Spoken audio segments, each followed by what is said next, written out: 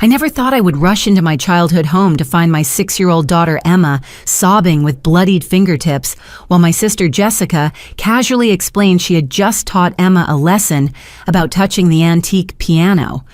When I demanded answers through my shock and horror, my mother Patricia dismissed the entire incident as harmless fun and claimed Emma's fingers had no purpose anyway, since she clearly was not musically gifted like the rest of our family. My father Robert actually chuckled at the scene before him, calling Emma dramatic and insisting her fingers would grow back just fine. As I stared at my bleeding daughter surrounded by my family's callous indifference, I realized something fundamental about who these people really were, while quietly beginning to plan something they would never see coming. The drive to urgent care felt like an eternity as Emma whimpered in the passenger seat, her tiny hands wrapped in blood-soaked paper towels I had grabbed from my mother's kitchen. My mind raced between comforting my daughter and replaying the horrific scene I had walked into just 20 minutes earlier. I had dropped Emma off at my parents' house that morning for what was supposed to be a fun afternoon with her Aunt Jessica, while I attended a mandatory work meeting. The call came 2 hours later from Jessica herself, her voice eerily calm as she explained there had been a little accident with the piano. When I arrived at the house, I found Emma hunched over in the living room corner, tears streaming down her face as she cradled her right hand against her chest. The antique piano bench was overturned and there were actual droplets of blood on the ivory keys. Jessica stood nearby examining her manicure as if nothing significant had occurred.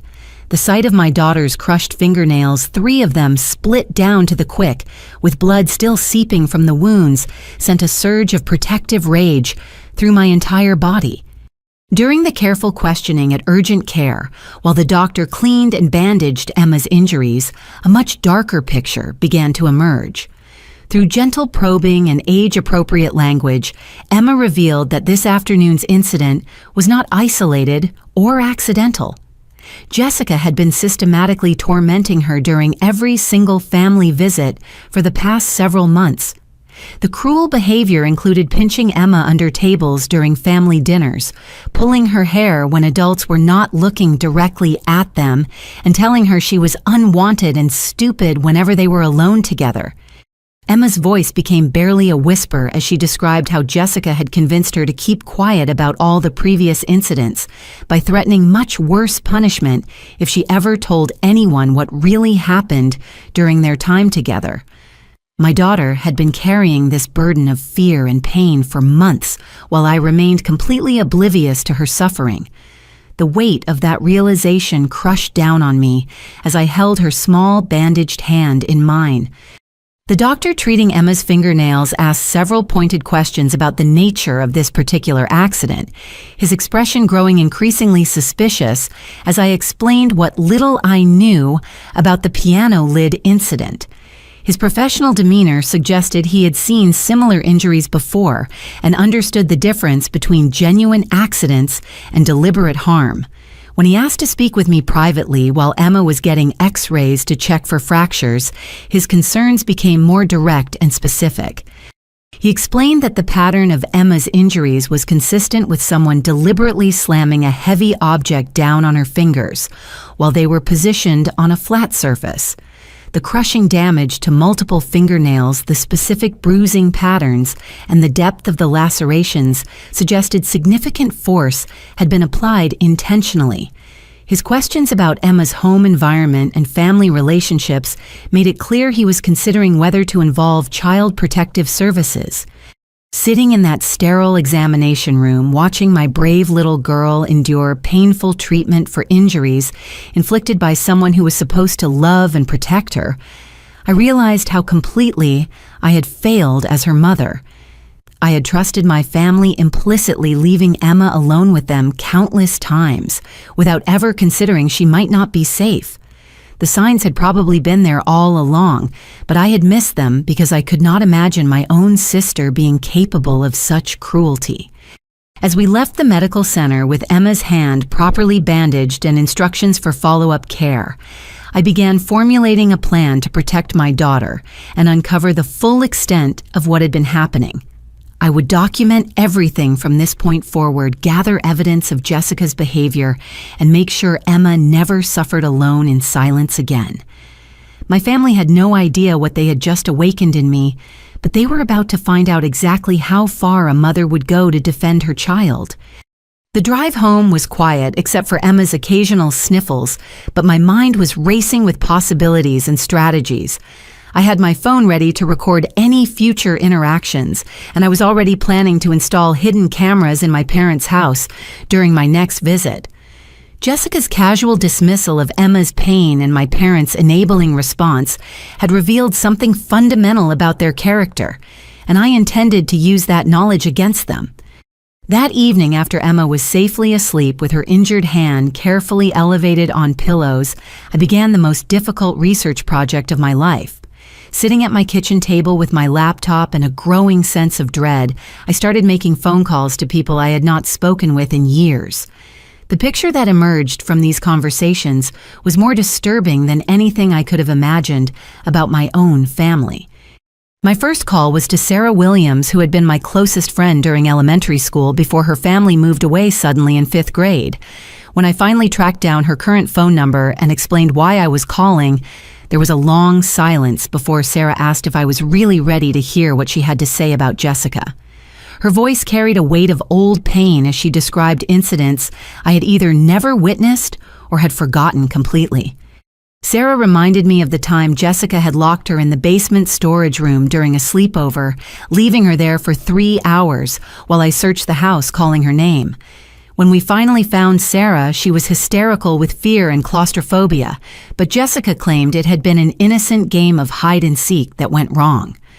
My parents had bought this explanation completely, even giving Jessica extra dessert that night for helping to look for our missing guest. There were other incidents Sarah remembered with crystal clarity that I had somehow blocked from my memory. Jessica pushing her off the tire swing in our backyard, resulting in a sprained ankle that Sarah's parents dismissed as clumsiness. Jessica hiding Sarah's inhaler during a severe asthma attack, then presenting herself as the hero when she miraculously found it 20 minutes later. Each story Sarah told made my stomach turn as I recognized the same patterns of deliberate harm disguised as accidents or childish pranks. My next call was to David Thompson, a neighbor boy who had been in Jessica's class throughout middle school. David's parents had moved the family across town abruptly when we were 13, and I had never understood why until now. David described a systematic campaign of psychological torture Jessica had inflicted on him, including spreading rumors about his family's financial struggles, sabotaging his school projects, and convincing other children to exclude him from social activities. The breaking point had come when Jessica somehow obtained David's house key and used it to enter his home while his family was away. She had destroyed his collection of baseball cards worth several $100s and arranged the destruction to look like his younger brother had done it out of jealousy. The resulting family conflict had been so severe that David's parents decided they needed a fresh start in a different neighborhood, away from Jessica's influence.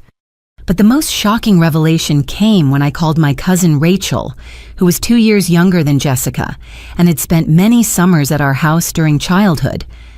Rachel's voice became shaky when I explained why I was calling, and she asked several times if I was sure I wanted to know the truth about those summer visits. When she finally began talking, I had to set the phone down and walk away twice because I could not process what I was hearing. Rachel described years of systematic abuse at Jessica's hands, including being forced to eat mud pies, being locked outside in severe thunderstorms, and being told elaborate lies about how our parents planned to send her to foster care because they found her annoying.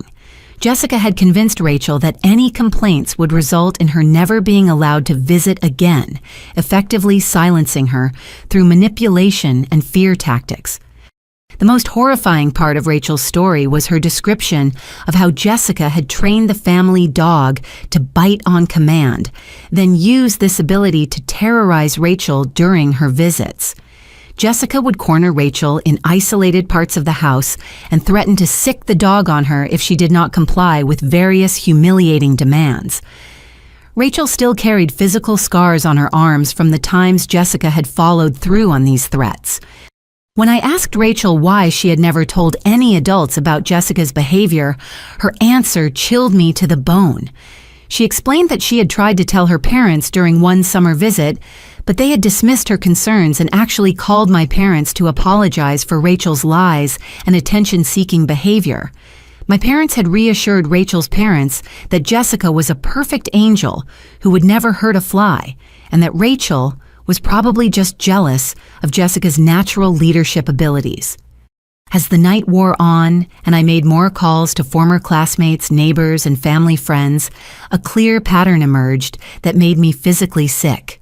Jessica had been systematically tormenting children for years, and my parents had been covering up her behavior just as consistently.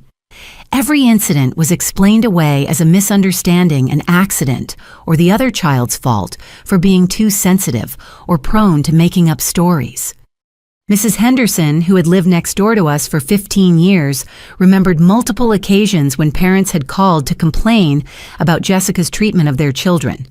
Each time my parents had defended Jessica vigorously and suggested that the other children were lying or exaggerating because they were jealous of Jessica's confidence and popularity. Mrs. Henderson admitted she had stopped allowing her own grandchildren to play at our house because she did not trust Jessica around young children. The most damning information came from my Aunt Margaret, my father's sister, who had remained largely silent about family matters for decades. When I called her late that night and explained what had happened to Emma, Margaret's response was immediate and unequivocal. She'd been waiting years for someone to finally ask the right questions about Jessica's behavior, and she was ready to tell me everything she had witnessed and documented over the years.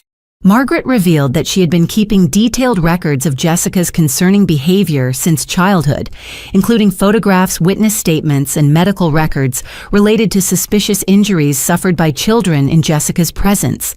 She had tried multiple times to raise concerns with my parents, only to be shut down and eventually excluded from family gatherings for being negative and unsupportive of Jessica's development. According to Margaret, my parents had created an elaborate system of denial and deflection that protected Jessica from any consequences for her actions, while systematically gaslighting anyone who tried to hold her accountable. They had convinced themselves that Jessica was simply strong-willed and that other children needed to learn how to handle her personality rather than expecting her to modify her behavior. As I ended my final phone call that night, I realized that Emma's injuries were just the latest incident in a decades-long pattern of abuse that my family had been covering up and enabling. Jessica was not simply a troubled child who had grown into a difficult adult. She was a predator who had been systematically harming vulnerable children while our parents provided cover and protection for her actions. The scope of the conspiracy was breathtaking, and the number of victims was staggering. Sitting in my dark kitchen at 3 a.m, surrounded by pages of notes documenting years of cruelty and cover-ups, I understood that I was not just fighting to protect Emma from one incident. I was confronting a family system that had been built around enabling and protecting a predator, and that system would fight back with everything it had to maintain itself. The next morning, I called in sick to work and devoted the entire day to building a comprehensive case against Jessica and my parents. My first stop was the public library, where I could use their computers and internet access without leaving digital footprints on my own devices that my family might somehow discover. I had learned enough about Jessica's manipulative abilities to assume she might be monitoring my online activities somehow. My investigation began with social media platforms where I created fake accounts to search for any traces of Jessica's online presence. What I discovered exceeded my worst fears and made me physically nauseous as I scrolled through the evidence of her calculated cruelty. Jessica maintained several private social media accounts under variations of her name, and through careful searching and cross-referencing, I was able to gain access to her protected content. The private Instagram account I found contained dozens of photographs documenting Emma's previous injuries and distress, each one captioned with cruel commentary that treated my daughter's pain as entertainment. There were photos of Emma crying after being pinched, images of bruises on her arms from being grabbed too hard, and pictures of her looking terrified during family gatherings. Jessica had been systematically documenting her abuse of Emma like some kind of twisted trophy collection. But the most disturbing discovery was Jessica's participation in a private online group dedicated to sharing stories and images of child abuse. The group, which operated under an innocuous-sounding name related to parenting challenges, was actually a forum where predators shared techniques for hurting children while avoiding detection. Jessica was an active participant, sharing not only images of Emma, but also detailed descriptions of her methods for inflicting psychological and physical harm. The posts I read made me want to vomit as I realized the calculated nature of Jessica's abuse. She described Emma as her current project, detailing how she had been gradually escalating the severity of her attacks to see how much damage she could inflict before anyone noticed. The piano incident had been deliberately planned as a test to see whether I would finally take action to protect Emma or continue to enable the family's denial system. Other members of the group provided Jessica with suggestions for future abuse scenarios, including recommendations for causing injuries that would be difficult to trace back to intentional harm. The level of planning and premeditation involved in Jessica's treatment of Emma was staggering, and the group's encouragement and advice had clearly been influencing her escalating behavior. I screenshot every single post, comment, and image from Jessica's accounts before she could delete them, creating a comprehensive digital evidence file that documented years of calculated abuse. The timestamps on the posts correlated perfectly with Emma's unexplained injuries and behavioral changes that I had previously attributed to normal childhood accidents and phases. After securing the social media evidence, I drove to my parents' house while they were at work to install hidden recording devices throughout the main living areas.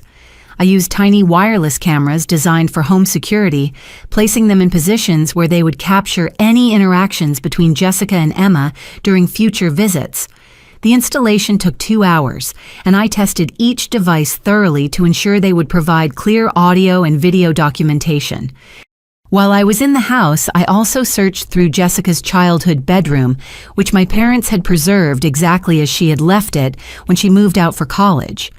Hidden in her closet, I found journals dating back to elementary school that contained detailed plans for tormenting other children, including maps of our neighborhood, marking which houses contained potential victims, and notes about each child's specific fears and vulnerabilities.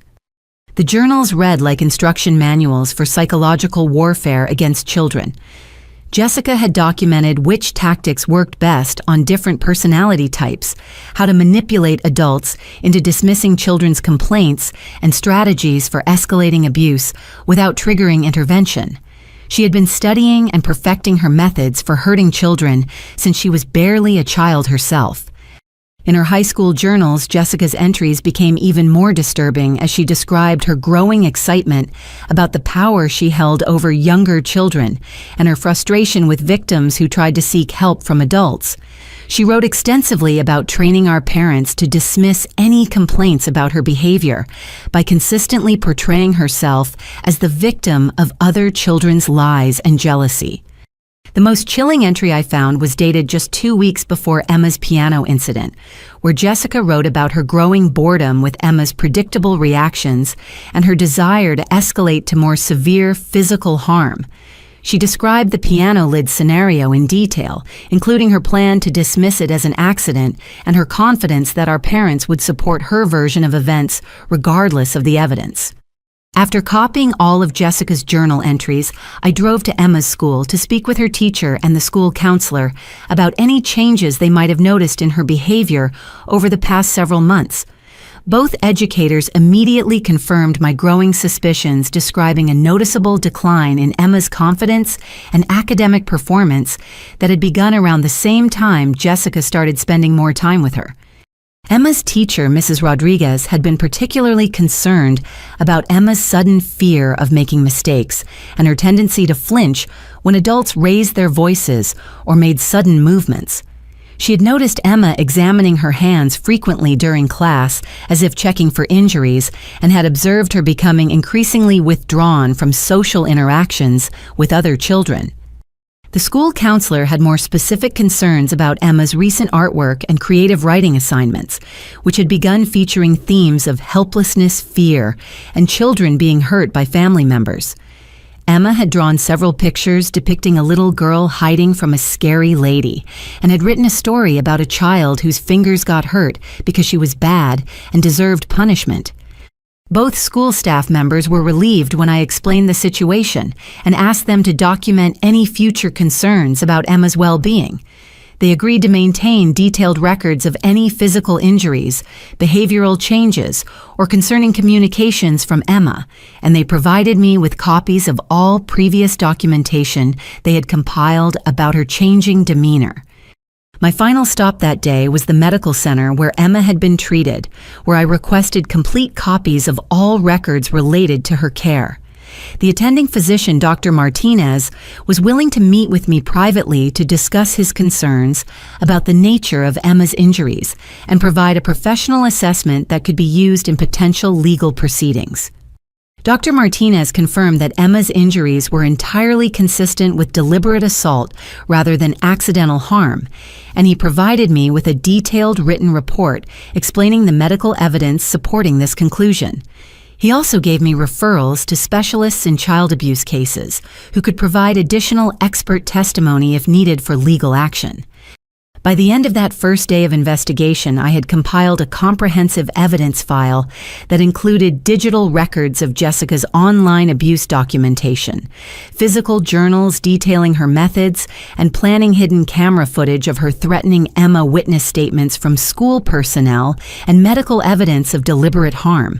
The case against Jessica was overwhelming and undeniable, but I knew that my parents would still find ways to deny and deflect responsibility for their role in enabling her behavior. As I sat in my car outside the medical center that evening, organizing all the evidence I had gathered, I realized that I had enough documentation to pursue criminal charges against Jessica and potentially my parents as well. But I also understood that legal action alone would not protect Emma from future harm or address the deeper family dysfunction that had allowed this abuse to continue for so long. The next phase of my plan would require confronting my parents directly with the evidence and forcing them to choose between protecting Jessica and acknowledging the truth about their family's systematic failure to protect vulnerable children. 3 days after the piano incident, I arranged to meet my parents at their house for what I described as an important family conversation about Emma's accident. I'd spent hours preparing for this confrontation, organizing the evidence into a clear and compelling presentation that would be impossible for them to dismiss or deflect. My goal was to give them one final opportunity to do the right thing before I took more drastic action to protect Emma and expose the truth. I arrived at the house with 2 large binders containing printed copies of all the evidence I had gathered along with my laptop to show them the digital components of Jessica's online activities.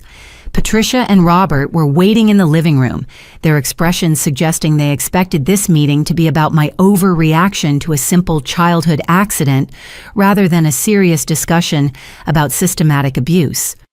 I began by presenting the medical evidence showing them Dr. Martinez's detailed report explaining why Emma's injuries were inconsistent with accidental harm.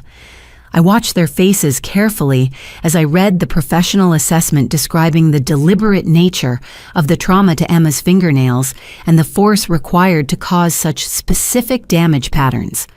Their expressions remained carefully neutral, showing neither surprise nor concern about the medical findings. Next, I showed them printed screenshots of Jessica's social media posts documenting her abuse of Emma, including the photographs she had taken of previous injuries and the cruel captions describing Emma's pain as entertainment. I expected them to be horrified and shocked by this evidence of their daughter's calculated cruelty, but instead, they examined the images with detached curiosity, as if they were looking at pictures of someone else's family. When I showed them excerpts from Jessica's journals detailing her plans for escalating abuse and her strategies for manipulating adults into dismissing children's complaints, I finally got a reaction from them. But it was not the horror and remorse I had expected. Instead, Patricia smiled slightly and nodded approvingly as she read Jessica's descriptions of her tactical approaches to handling difficult children. The moment of truth came when I played the hidden camera footage I had captured during Jessica's most recent visit to their house. The video clearly showed Jessica cornering Emma in the kitchen, grabbing her injured hand roughly, and threatening to hurt her much worse if she ever told anyone else about their special games. Jessica's voice was crystal clear as she described the creative ways she planned to punish Emma for being a crybaby about the piano incident. I expected this irrefutable evidence of deliberate child abuse to finally break through their denial and force them to confront the reality of Jessica's behavior.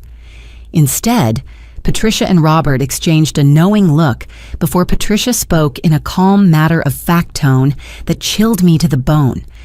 She explained that they had always been fully aware of Jessica's special methods for dealing with difficult children, and that they considered her approach to be highly effective for teaching kids, like Emma, important lessons about resilience and respect for authority.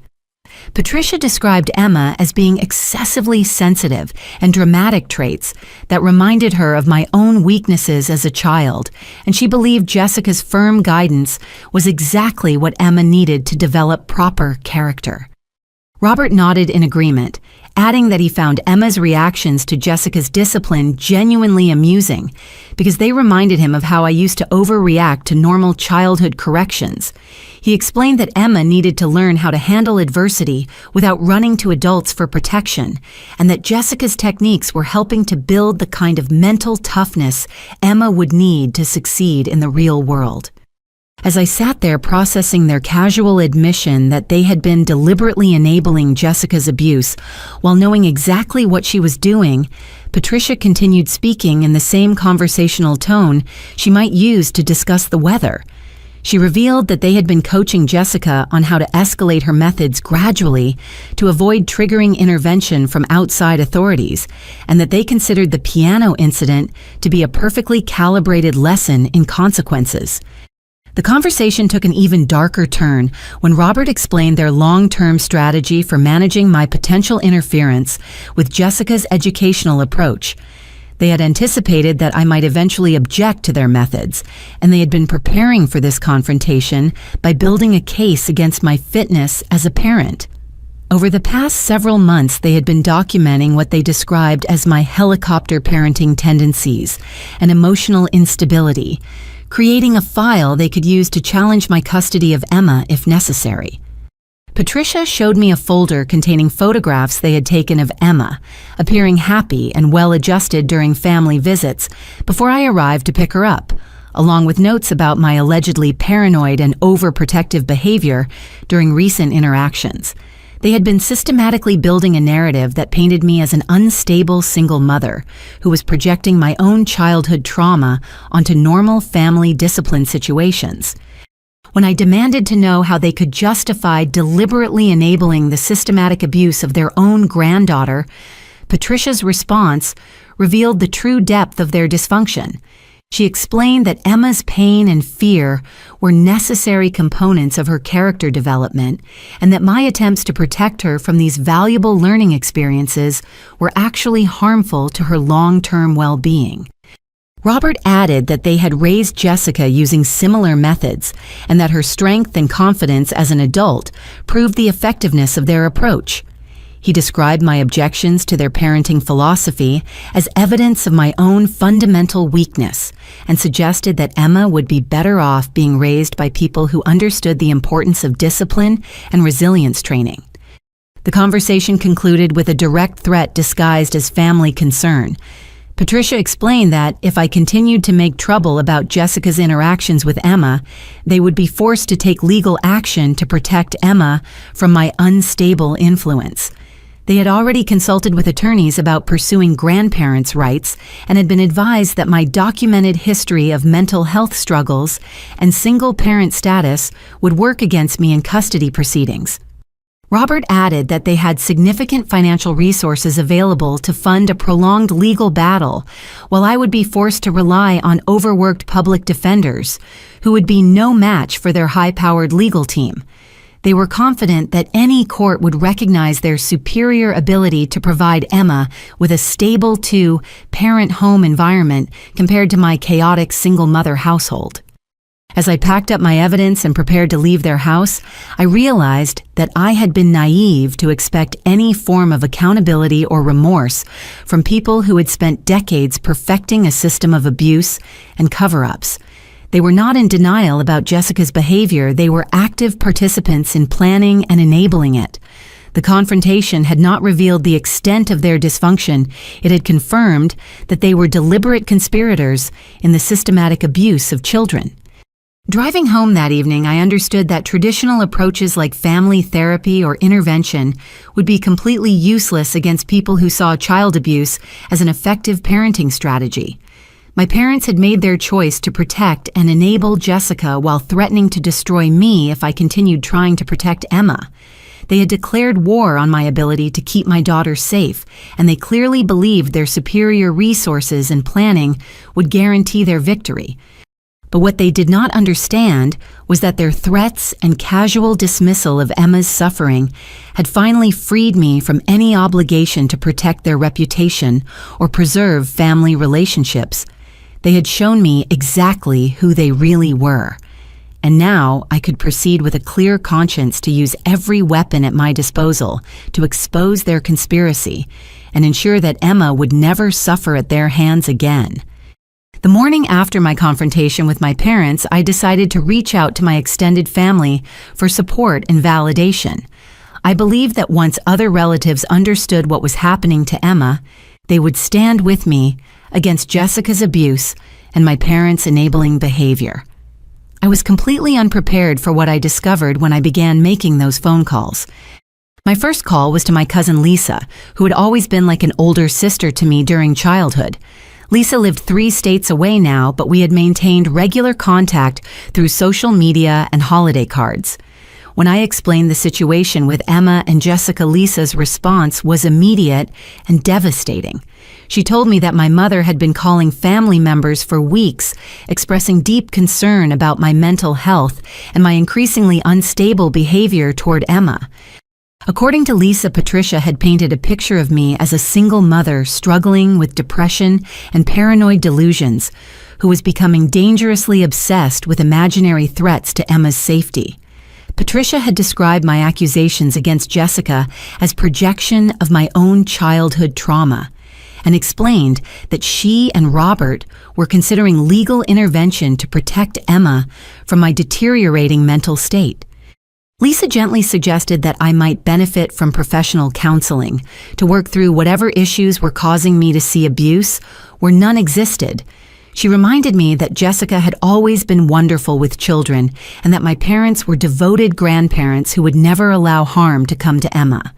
The conversation ended with Lisa promising to pray for my recovery and urging me to seek help before I did something that would permanently damage my relationship with the family. My next call was to my uncle Steve, Robert's younger brother, who had been my favorite relative during childhood. Steve's response was even more crushing because it revealed the depth and sophistication of my parents' manipulation campaign. He explained that Robert had shared detailed documentation of my alleged mental health crisis, including photographs of Emma appearing frightened in my presence, and recordings of me making what Robert described as paranoid accusations against innocent family members. Steve had been told that I was suffering from postpartum depression that had evolved into a more serious psychological condition involving delusions and inappropriate anger toward family members. According to the story my parents had constructed, I had become convinced that everyone was conspiring against Emma, and I was becoming increasingly aggressive and irrational in my interactions with people who tried to help. The most painful part of Steve's call was his description of how worried the entire family was about Emma's well-being in my care. He explained that multiple relatives had discussed the possibility of staging an intervention to convince me to seek psychiatric treatment before I caused serious harm to my daughter through my paranoid behavior. As I continued calling family members throughout the day, the same pattern emerged over and over again. Every single relative I contacted had received detailed briefings from my parents about my alleged mental health crisis and the danger I posed to Emma's emotional development. They had been told that my accusations against Jessica were symptoms of a serious psychological breakdown that required professional intervention. My Aunt Carol, who lived in the same town as my parents, provided the most detailed account of their manipulation campaign. She explained that Patricia had been hosting coffee meetings with various family members over the past 2 months, sharing carefully edited documentation that supported her narrative about my declining mental health. The evidence included photographs taken out of context, recorded phone conversations, edited to make me sound irrational, and written statements from Jessica describing my allegedly aggressive behavior during family visits. Carol showed genuine concern for my well-being as she described the family's plan to stage a coordinated intervention that would convince me to enter voluntary psychiatric treatment. If I refused their help, they had prepared legal documentation that would support emergency custody proceedings to remove Emma from my care, while I received mandatory mental health treatment. The sophistication of their preparation was breathtaking. They had consulted with attorneys about the legal requirements for demonstrating parental unfitness, and they had been systematically building a case that would satisfy those requirements. Every interaction I had with family members over the past several months had been documented and interpreted through the lens of mental illness and parental inadequacy. When I called Emma's school to check on any communications they might have received from family members, my worst fears were confirmed. The school principal, Dr. Wilson, explained that my mother had contacted them several weeks earlier to express concern about Emma's emotional state and my ability to provide stable parenting. Patricia had described my recent behavior as increasingly erratic and had suggested that the school monitor Emma for signs of neglect or emotional abuse. Patricia had provided the school with documentation supporting her concerns, including photographs of Emma appearing distressed after spending time with me, and written statements from family members describing my inappropriate responses to normal childhood incidents. She had positioned herself as a concerned grandmother trying to protect Emma from an unstable parent while maintaining family unity. Dr. Wilson admitted that the school staff had been quietly observing my interactions with Emma and documenting any concerning behaviors they witnessed. They had been instructed to watch for signs that I was coaching Emma to make false statements about family members, or that I was projecting my own fears and anxieties onto normal childhood experiences. The most devastating revelation came when I learned that my parents had also contacted Emma's pediatrician with similar concerns about my mental health and parenting abilities. Dr. Foster explained that Patricia had requested a meeting to discuss what she described as Emma's declining emotional health under my care. She had presented medical documentation allegedly showing that Emma's recent injuries and behavioral changes were consistent with a child living in a chaotic and emotionally unstable household. Patricia had suggested that Emma's claims about being hurt by family members were actually cries for help related to my inappropriate parenting, rather than factual reports of abuse. She had recommended that the medical practice begin monitoring Emma more closely for signs of emotional manipulation and coach testimony that might indicate I was using her as a weapon against family members I perceived as threats. As I processed the scope of my family's manipulation campaign, I realized they had been preparing for my eventual rebellion against their system for months. They had anticipated that I would eventually object to Jessica's treatment of Emma, and they had spent considerable time and resources building a comprehensive defense strategy that would discredit any accusations I might make. Every family member, school official, and medical professional in Emma's life had been systematically manipulated into believing that I was an unstable parent, whose perceptions could not be trusted. They had created an echo chamber of concern about my mental health that would make it nearly impossible for anyone to take my accusations seriously or offer me support in challenging Jessica's abuse. The isolation was complete and devastating. I had no family allies, no institutional support, and no credible voice in defending either Emma's safety or my own parental fitness. My parents had successfully positioned themselves as the stable, responsible adults trying to protect Emma from my allegedly dangerous delusions while painting me as the primary threat to her well-being. That evening, as I sat in my kitchen reviewing all the ways my family had systematically undermined my credibility and support systems, I understood that I was facing a much more sophisticated enemy than I had initially realized. This was not simply a matter of confronting one abusive family member, but rather challenging an entire conspiracy that had been carefully planned and executed over many months. My parents had weaponized my love for Emma against me using my protective instincts as evidence of mental illness, while positioning themselves as the rational adults trying to save Emma from my harmful influence. They had turned my greatest strength as a mother into my greatest vulnerability, and they had done it so skillfully that even people who cared about me genuinely believed I was the problem. But what they had not anticipated was that their manipulation campaign had also revealed the true scope of their capabilities and resources. If they were willing to invest this much time and energy into destroying my credibility to protect Jessica's ability to abuse Emma, then the stakes were much higher than I had originally understood.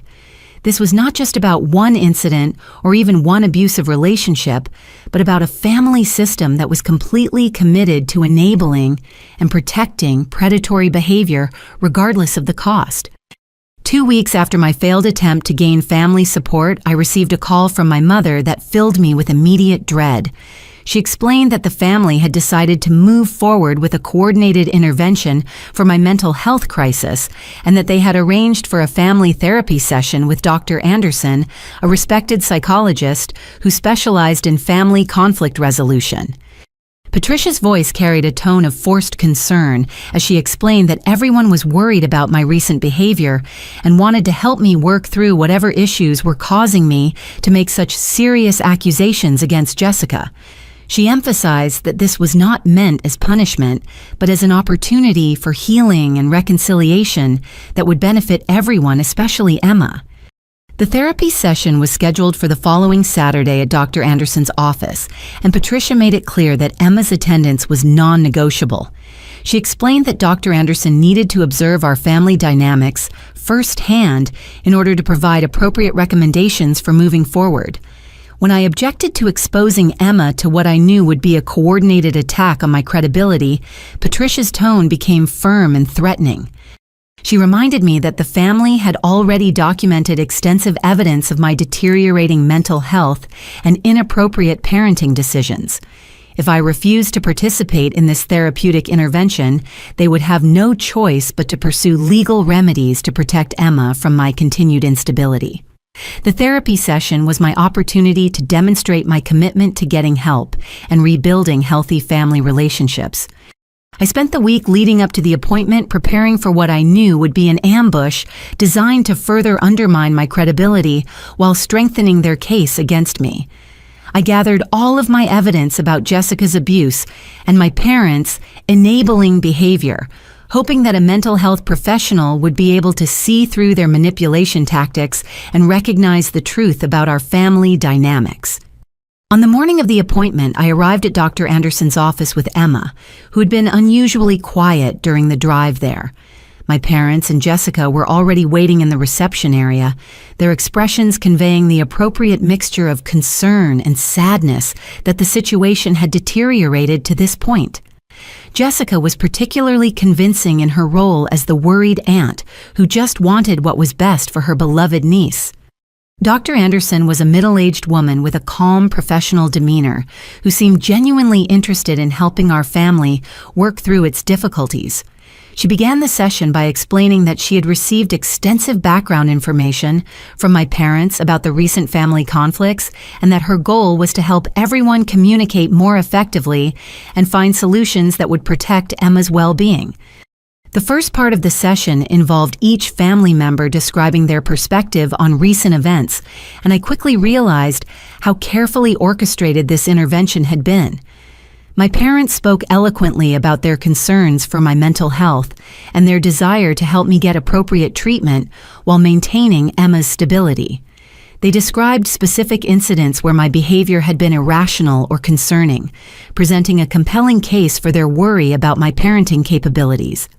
Jessica's performance was masterful as she described her genuine love for Emma and her confusion about why I had suddenly become so hostile toward their relationship. She spoke tearfully about wanting to maintain her close bond with her niece, while respecting whatever boundaries I needed to feel comfortable.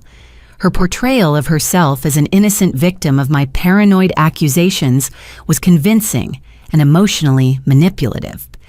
When it was my turn to speak, I presented the evidence I had gathered about Jessica's systematic abuse of Emma, including the photographs from her social media accounts and excerpts from her journals documenting her planned escalation of violence. I explained the medical evidence showing that Emma's injuries were deliberate rather than accidental, and I described my parents' admission that they had been enabling Jessica's behavior while threatening legal action against me. Dr. Anderson listened politely to my presentation, occasionally taking notes and asking clarifying questions.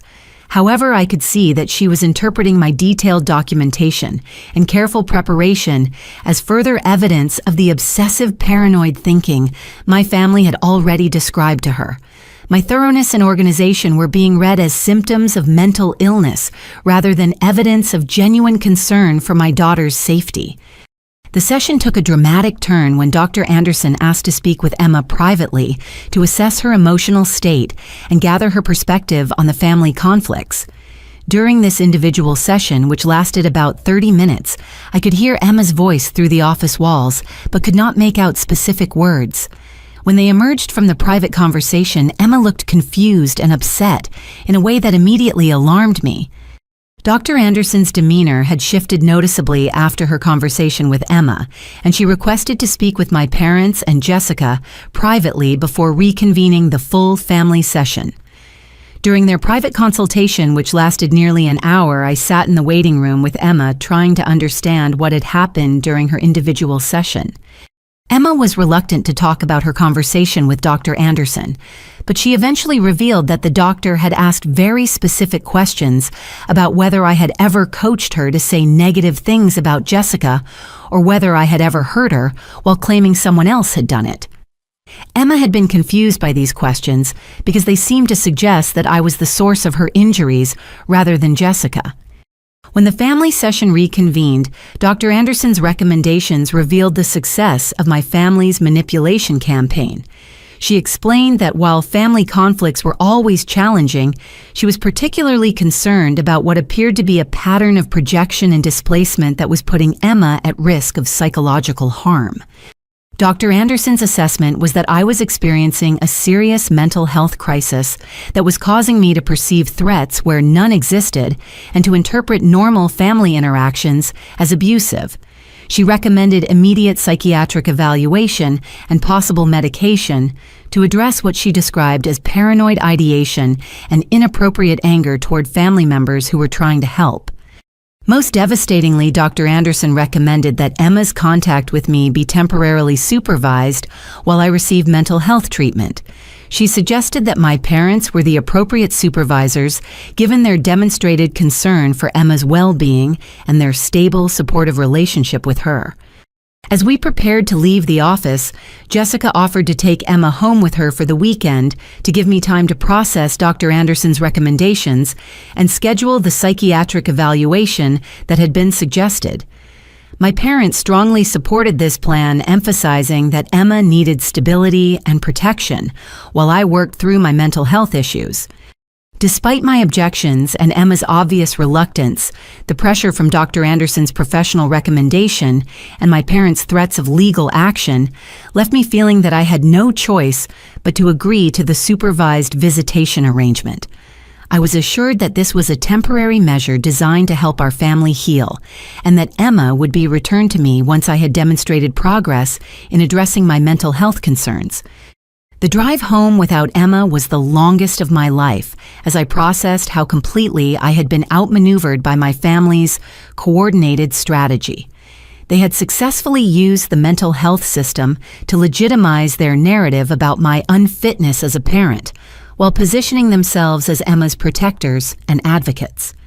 But what happened next revealed that their confidence in their control over the situation had led them to make a critical error in judgment. Late Sunday evening, I received a frantic call from Emma, who had managed to reach my phone while Jessica was in the shower. Through tears and whispered words, she described how Jessica had deliberately pushed her down the concrete steps outside my parents' house, causing her to hit her head and injure her wrist. Emma explained that Jessica had made sure no adults were watching before shoving her down the steps, then immediately began screaming for help and claiming that Emma had tripped because she was upset about being away from me. By the time my parents and neighbors responded to Jessica's calls for help, the scene had been completely staged to support the narrative of Emma being clumsy and emotionally distressed rather than deliberately harmed. When I arrived at the hospital emergency room where Emma was being treated for a concussion and broken wrist, I found my family already assembled and presenting a united front about the tragic accident that had occurred. Jessica was playing the role of the devastated aunt who blamed herself for not watching Emma more carefully, while my parents were expressing concern about Emma's emotional state and its contribution to her clumsiness. The medical staff were clearly suspicious about Emma's injuries, especially given the recent piano incident and the escalating pattern of harm she had experienced. However, my family's coordinated response and Dr. Anderson's recent assessment of my mental health created a complex dynamic that worked against my credibility as Emma's advocate. Dr. Peterson, the emergency room physician treating Emma, pulled me aside to express his concerns about the pattern of injuries Emma had sustained and his growing suspicion that she was being systematically harmed. However, he also acknowledged that the recent psychological evaluation questioning my stability created complications in terms of determining who might be responsible for Emma's continued injuries. As I sat beside Emma's hospital bed that night, watching her sleep with her head bandaged and her arm in a cast, I realized that Jessica's escalation had finally provided me with the undeniable evidence I needed to prove that Emma was being deliberately harmed. The medical documentation of her injuries combined with Emma's own account of being pushed created a clear case for intervention that even my family's manipulation campaign could not completely obscure. But I also understood that Jessica's willingness to cause such serious injuries during a supposedly supervised visit meant that she was no longer concerned about maintaining the facade of accidents and misunderstandings. She was confident enough in her protection from my parents and the mental health system that she believed she could harm Emma with impunity. The escalation meant that Emma was in immediate and serious danger, and that traditional approaches through family therapy or gradual intervention would not be sufficient to protect her from increasingly severe abuse. Jessica's behavior had crossed the line from psychological manipulation into potentially life-threatening violence, and I had to respond with equal seriousness and determination to ensure Emma's survival. 3 days after Emma's hospital discharge, while she was still recovering from her concussion and adjusting to the cast on her broken wrist, I made a discovery that shattered my remaining faith in the possibility of protecting her through normal channels. The revelation came during what should have been a routine follow-up appointment with Emma's pediatrician to monitor her healing progress. Dr. Foster had requested a private conversation with me after examining Emma's injuries, and her expression indicated that she had discovered something deeply troubling during the medical assessment. She explained that while conducting the standard examination required after suspected abuse cases, she had noticed physical signs that suggested Emma might be experiencing additional forms of trauma beyond the obvious injuries. With careful professional language, Dr. Foster described indicators that Emma had potentially been subjected to inappropriate sexual contact. The physical evidence was subtle, but concerning enough to warrant immediate further investigation by specialists trained in identifying and documenting such abuse. She recommended that Emma be evaluated by the Regional Children's Advocacy Center, which had specialized equipment and expertise for conducting sensitive examinations of potential sexual abuse victims. The room seemed to spin around me as I processed what Dr. Foster was telling me. The systematic physical and psychological abuse I had already documented was horrific enough, but the possibility that Jessica had escalated to sexual abuse created a level of danger that required immediate and decisive action to protect Emma from further harm. That evening, after Emma had gone to bed early due to her lingering concussion symptoms, I sat down with her for the most difficult conversation of my life. Using age-appropriate language and following the guidelines Dr. Foster had provided, I gently asked Emma about any inappropriate touching or secret games that adults might have asked her to participate in.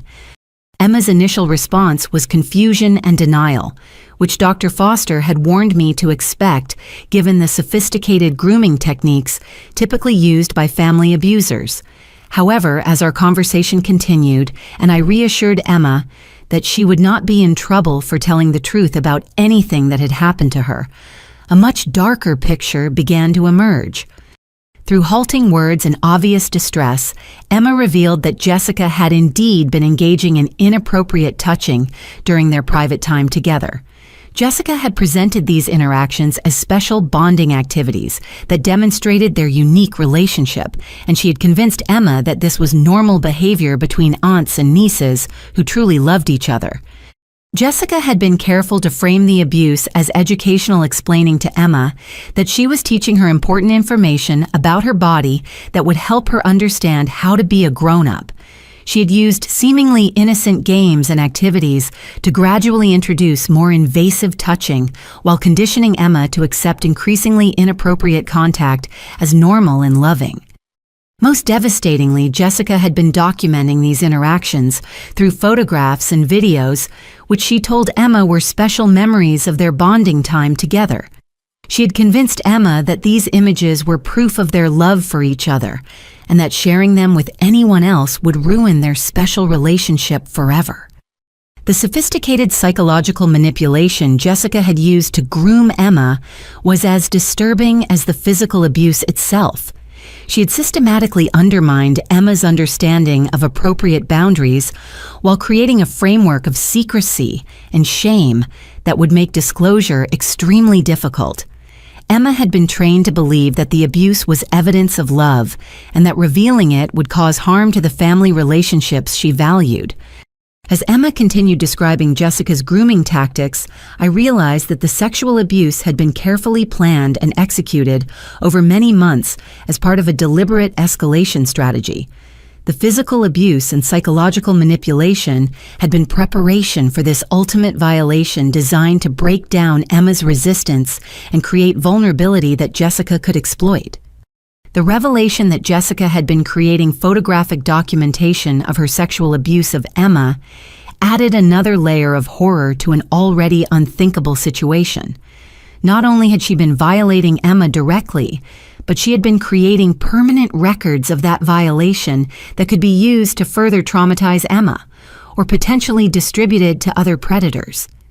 When I asked Emma about where these photographs might be stored, she described Jessica using a special camera that immediately sent pictures to a computer, suggesting that digital evidence of the sexual abuse might be stored on Jessica's electronic devices or shared through online networks similar to the abuse documentation I had already discovered on social media. The next morning, I called Dr. Foster to report Emma's disclosure and schedule the specialized examination that would be needed to document the sexual abuse and support potential criminal charges against Jessica.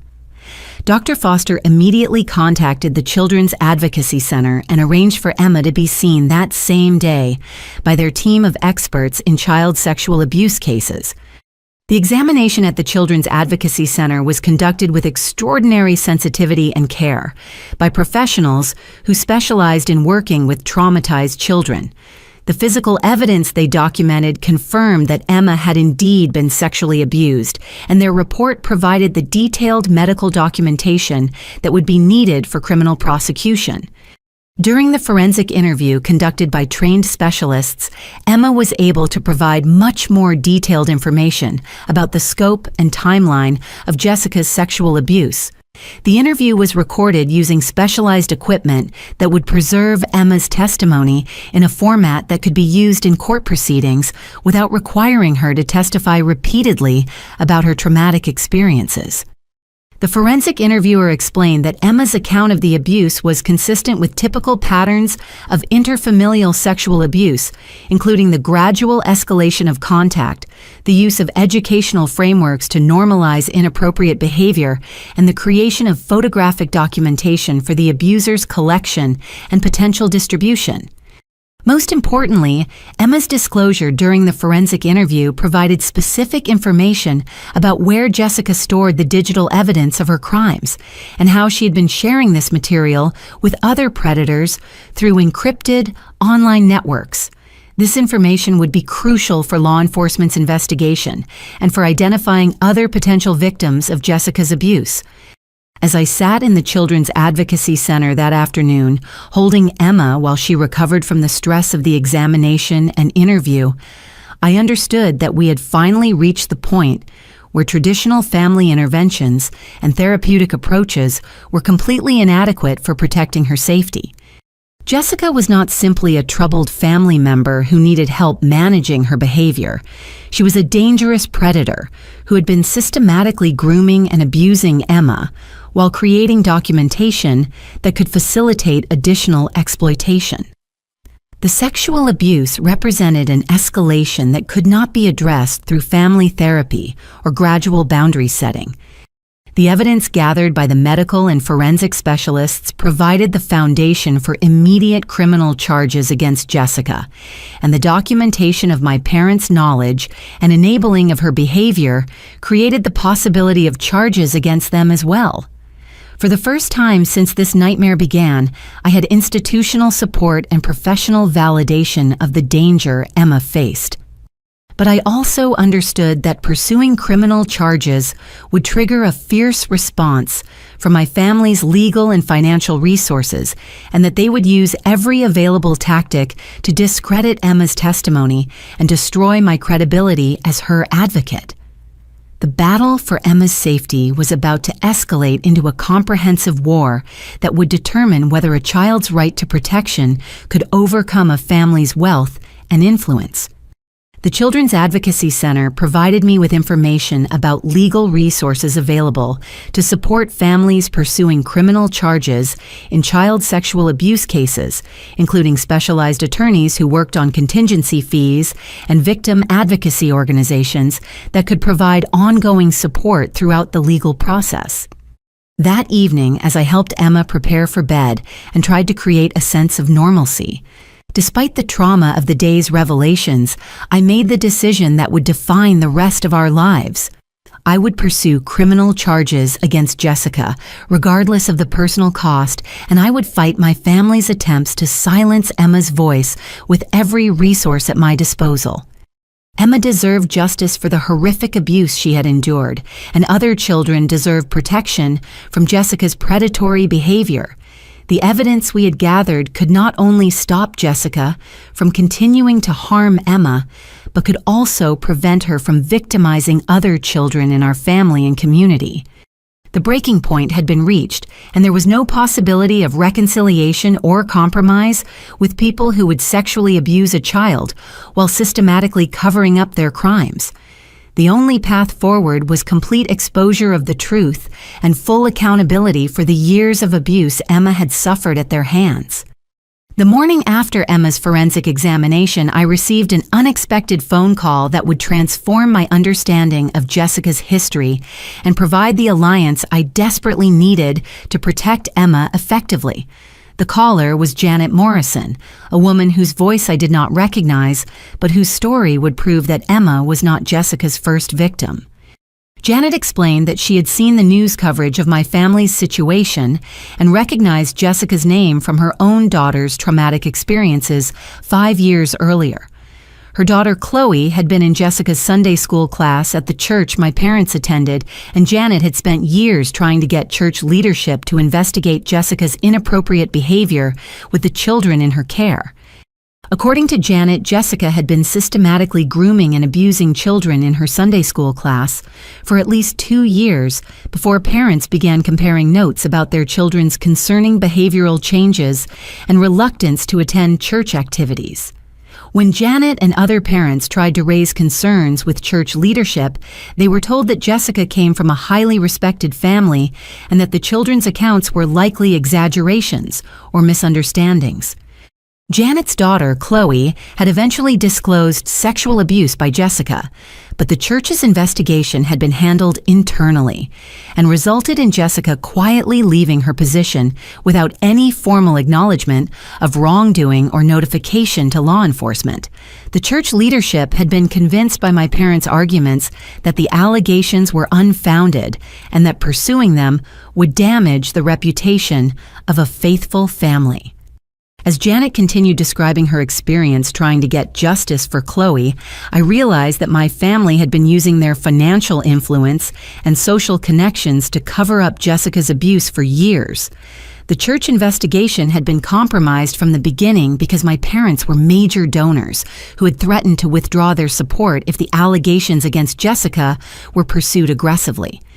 Janet provided me with contact information for 3 other mothers whose children had been abused by Jessica during her time at the church, and she explained that they had formed an informal support network to help their families heal from the trauma. All of these mothers had been intimidated into silence through various forms of legal and social pressure orchestrated by my parents.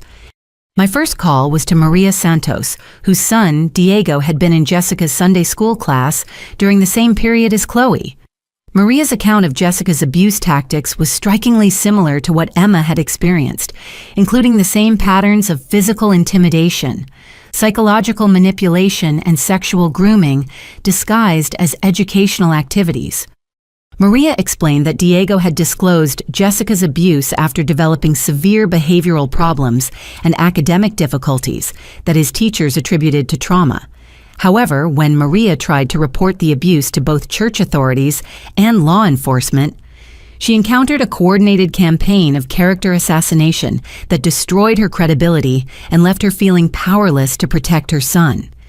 My parents had hired private investigators to dig into Maria's background and discover that she had struggled with depression following her divorce.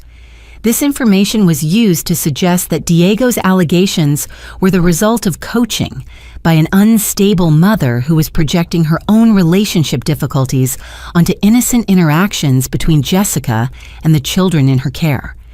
The third mother, Linda Chen, described how my parents had used their legal connections to threaten her family with deportation proceedings if she continued pursuing allegations against Jessica. Linda's husband was in the country on a work visa, and my parents had leveraged their relationships with immigration attorneys to suggest that causing trouble for respected community members could result in visa complications that would destroy their family's American dream. The most shocking revelation came from the fourth mother, Dr. Patricia Williams, a respected pediatrician whose professional reputation had been systematically destroyed after she documented medical evidence of Jessica's abuse of her daughter.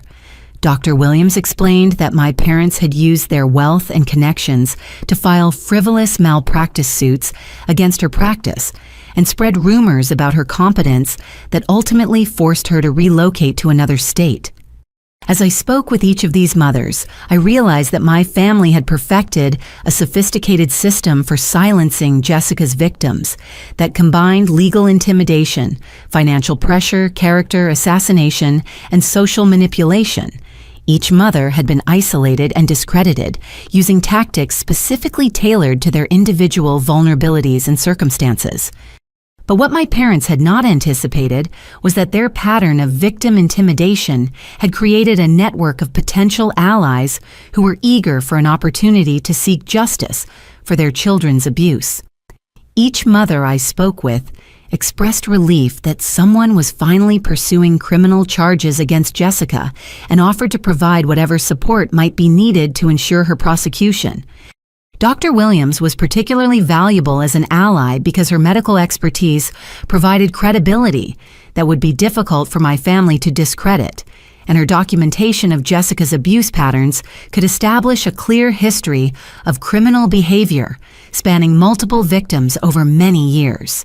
She had maintained detailed records of her daughter's injuries and psychological trauma despite the professional attacks she had endured.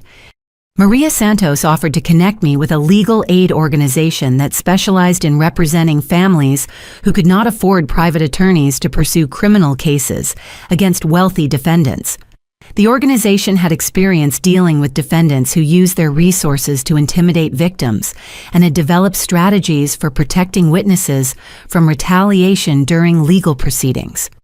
Janet Morrison revealed that she had been secretly documenting Jessica's continued involvement with children through various volunteer activities and social organizations, and that she had evidence suggesting Jessica was still actively abusing children in the community.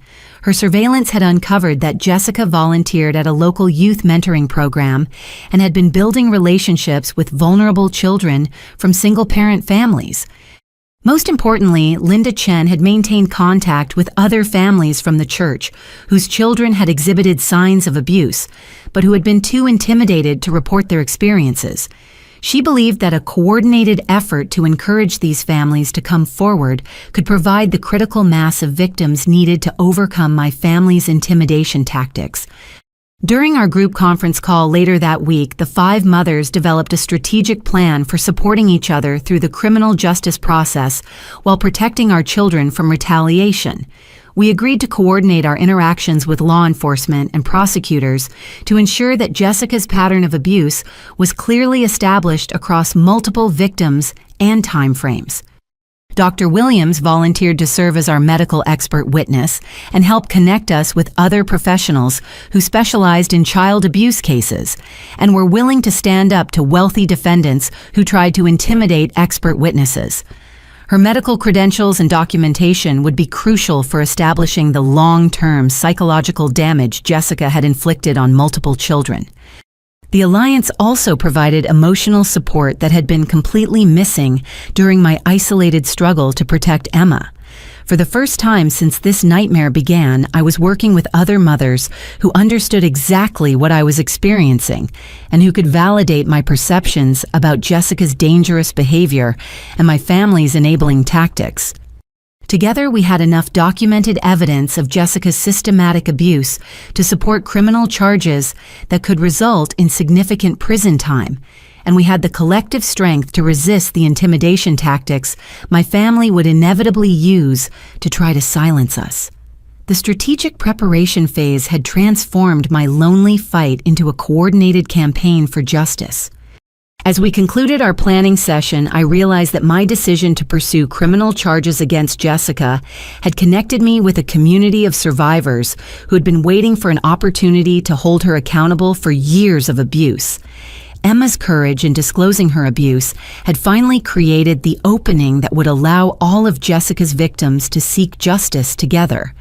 The week following my alliance with the other mothers marked the beginning of the most intensive investigation of my life as we worked together to compile a comprehensive evidence file that would support criminal charges against Jessica and potentially my parents as well. The scope of documentation we uncovered exceeded anything I had imagined about the depth and duration of Jessica's predatory behavior. Our first breakthrough came when Dr. Williams used her medical contacts to obtain records from multiple hospitals and clinics where Jessica's victims had been treated over the years. The pattern of injuries documented in these medical files was unmistakable, with several children exhibiting similar types of trauma that had been explained as accidents or behavioral problems rather than systematic abuse.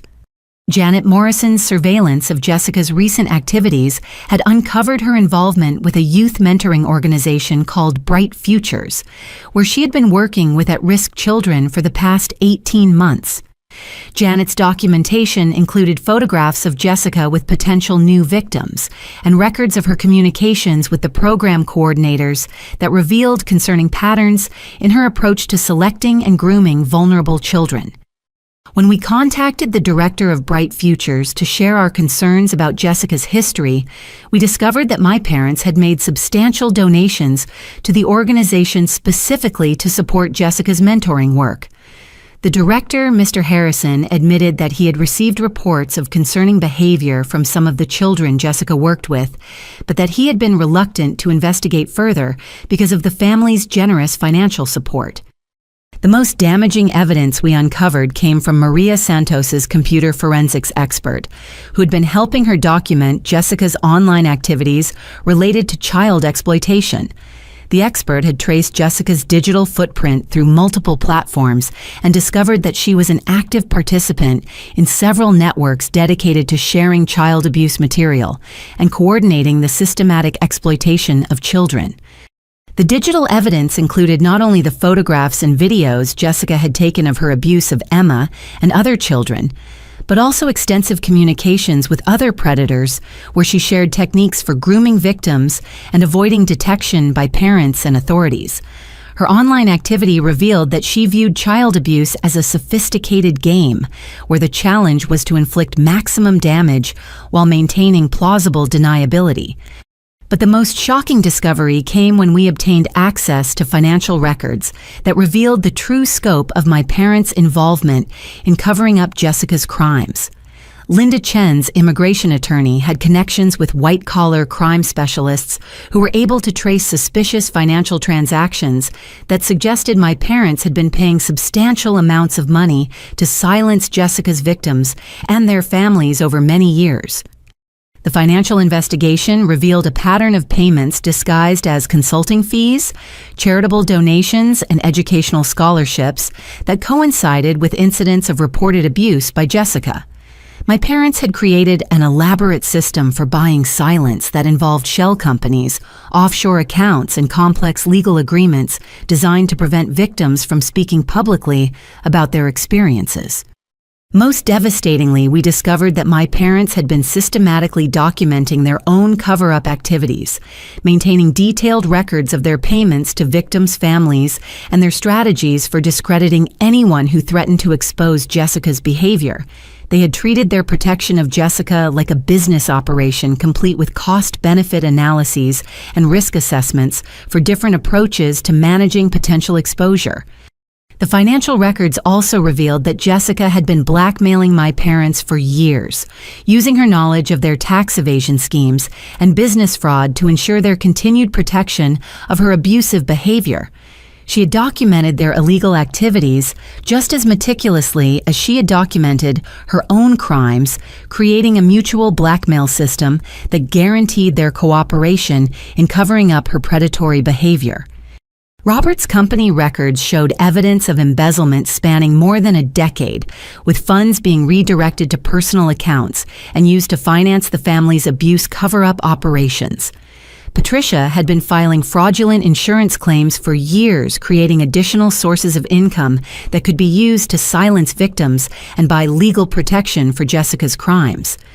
The complexity of their criminal conspiracy was staggering, involving multiple forms of fraud, tax evasion, bribery, and obstruction of justice that had been coordinated over many years to protect Jessica's ability to abuse children with impunity.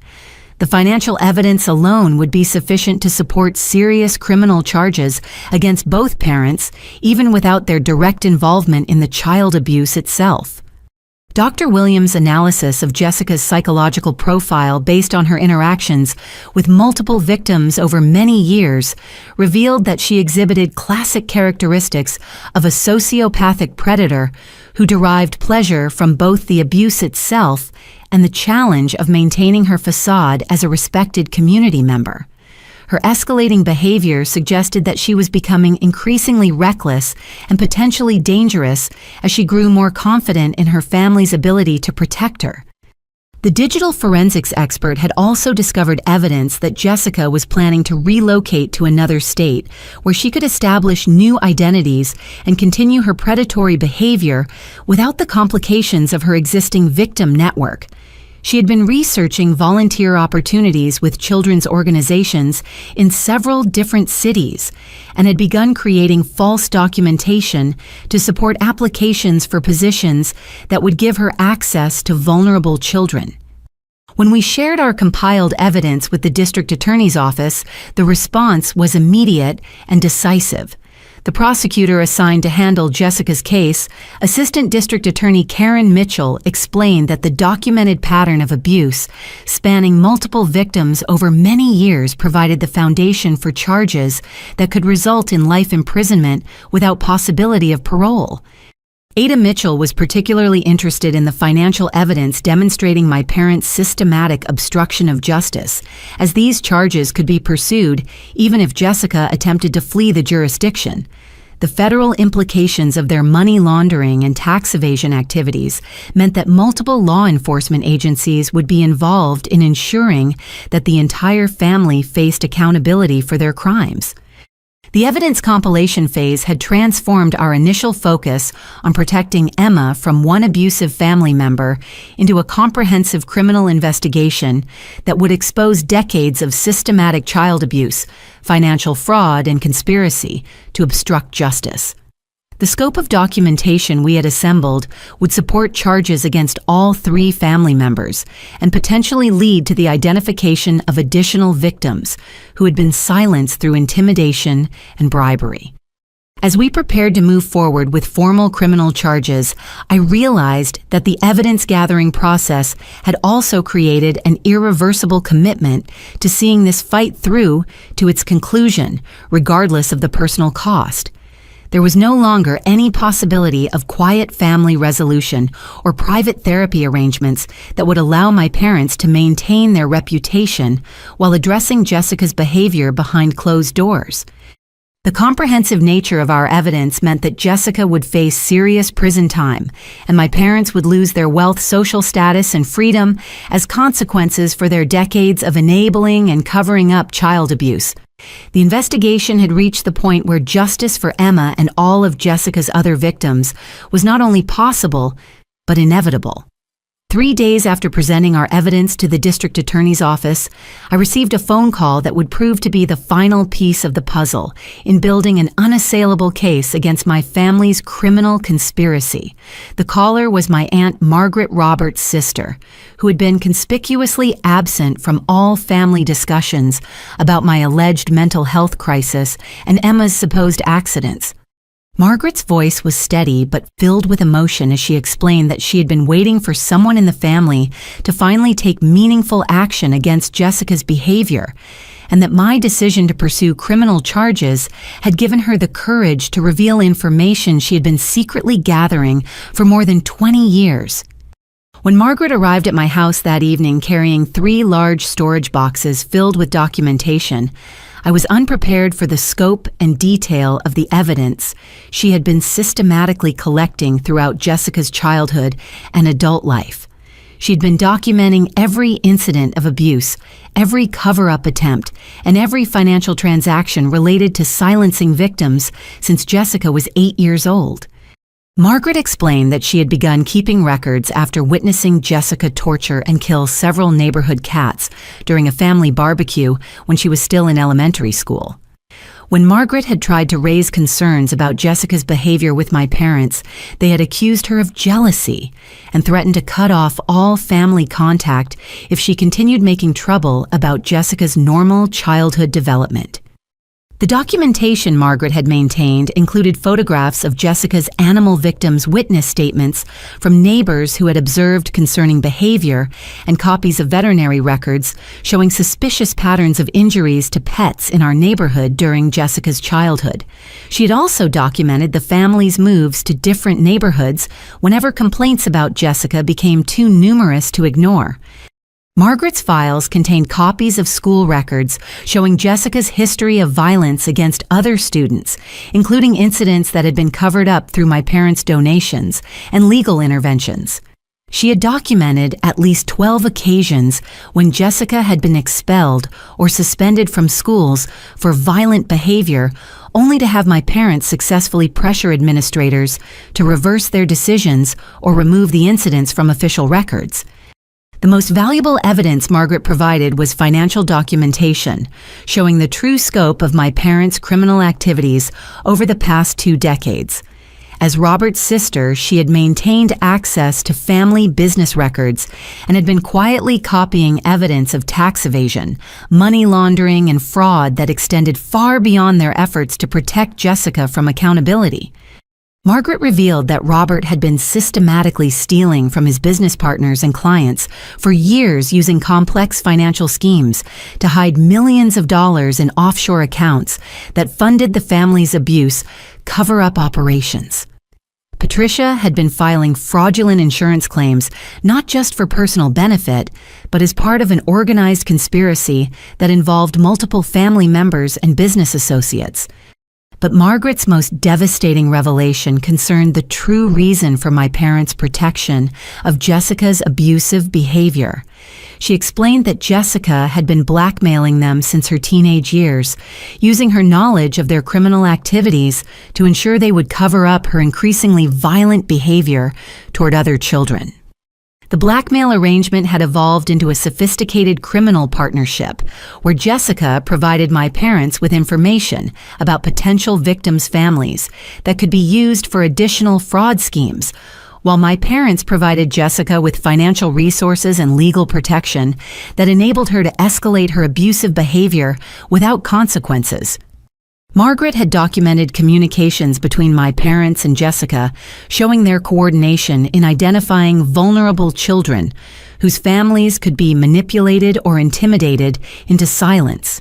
They had specifically targeted children from single-parent households, immigrant families, and economically disadvantaged backgrounds, because these families were less likely to have resources to fight back against wealthy defendants.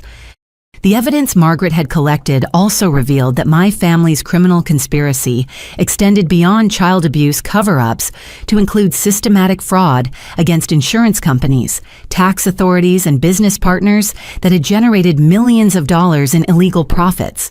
These funds had been used not only to silence abuse victims, but also to purchase political influence and legal protection that made their criminal activities nearly undetectable.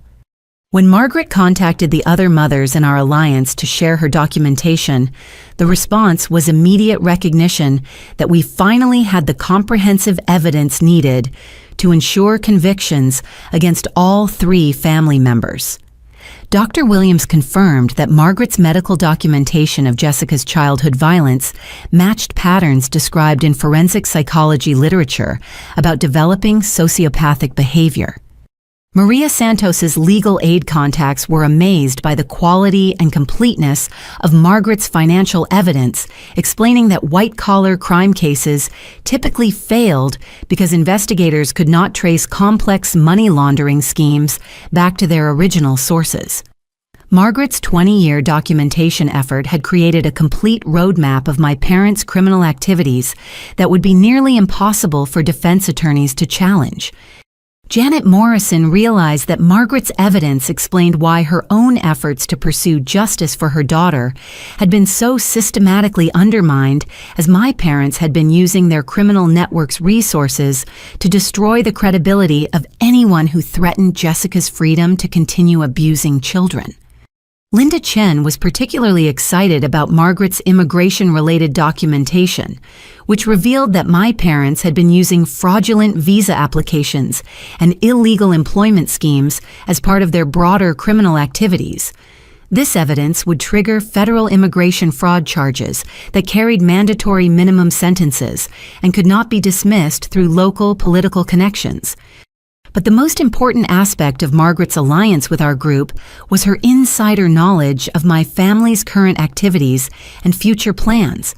She revealed that my parents were preparing to flee the country with Jessica if criminal charges were filed, and that they had already transferred substantial assets to offshore accounts in preparation for permanent relocation to countries without extradition treaties. Margaret's information about their escape plans enabled Ada Mitchell to request immediate travel restrictions and asset freezes that would prevent my family from disappearing before their trials. She also provided contact information for federal investigators who had been building cases against my parents' business associates and would be eager to use our evidence to expand their prosecutions. The coordination between our local criminal case and federal investigations into my parents' financial crimes created a comprehensive legal strategy that would ensure accountability even if individual charges were somehow dismissed or reduced. Margaret's evidence had connected Jessica's child abuse to a larger criminal conspiracy that involved multiple felonies and federal jurisdictions. As our expanded alliance finalized preparations for the criminal charges to be filed, Margaret revealed one final piece of information that would prove crucial for protecting Emma and other potential victims during the legal proceedings. She had discovered that my parents had been secretly recording conversations with family members for years, including detailed recordings of my supposed mental health crisis and Emma's disclosures about Jessica's abuse. These recordings, which my parents planned to use as evidence of my instability and Emma's coach testimony, actually contained clear evidence of Jessica's guilt and my parents' knowledge of her crimes. Margaret had obtained copies of these recordings before my parents could edit them, and they would provide irrefutable proof of the family's conspiracy to cover up child abuse.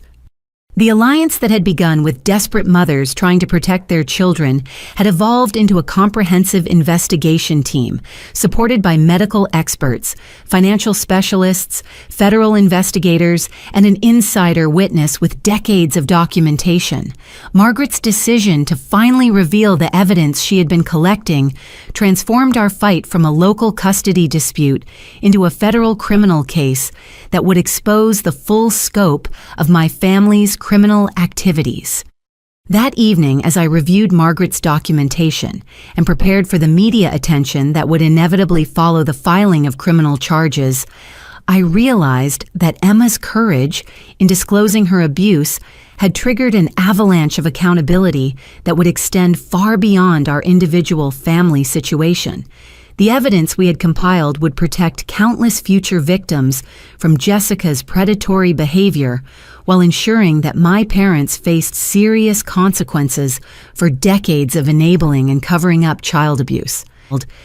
The morning of Tuesday, October 15th, marked the beginning of the most intense media attention our community had experienced in decades when Ada Mitchell announced the filing of comprehensive criminal charges against Jessica, Robert, and Patricia for child abuse, conspiracy, fraud, and racketeering. The press conference she held outside the courthouse drew reporters from 3 states and created a firestorm of public attention that would transform our quiet suburb into the center of a national conversation about wealth privilege and the protection of child predators. Ada Mitchell's presentation of the charges was methodical and devastating, as she described the scope of Jessica's systematic abuse of children, spanning more than 15 years, supported by a sophisticated criminal conspiracy involving financial fraud, tax evasion, and obstruction of justice orchestrated by my parents. The evidence she presented included medical documentation from multiple victims' financial records, showing millions of dollars in illegal transactions, and recorded communications proving the family's coordination in covering up Jessica's crimes. The local television stations had been provided with advance copies of selected evidence that could be broadcast without violating privacy laws protecting the child victims, including photographs of Jessica's online communications with other predators and documentation of my parents' fraudulent business practices. The visual evidence was so compelling that even viewers with no knowledge of our family's background could immediately understand the severity of the crimes involved. But what Ada Mitchell and our alliance had not anticipated was the massive public response that would follow the initial news coverage of the charges. Within hours of the press conference, the district attorney's office began receiving phone calls from additional victims and witnesses who had been silent for years, but were now encouraged to come forward by the comprehensive nature of the evidence being presented.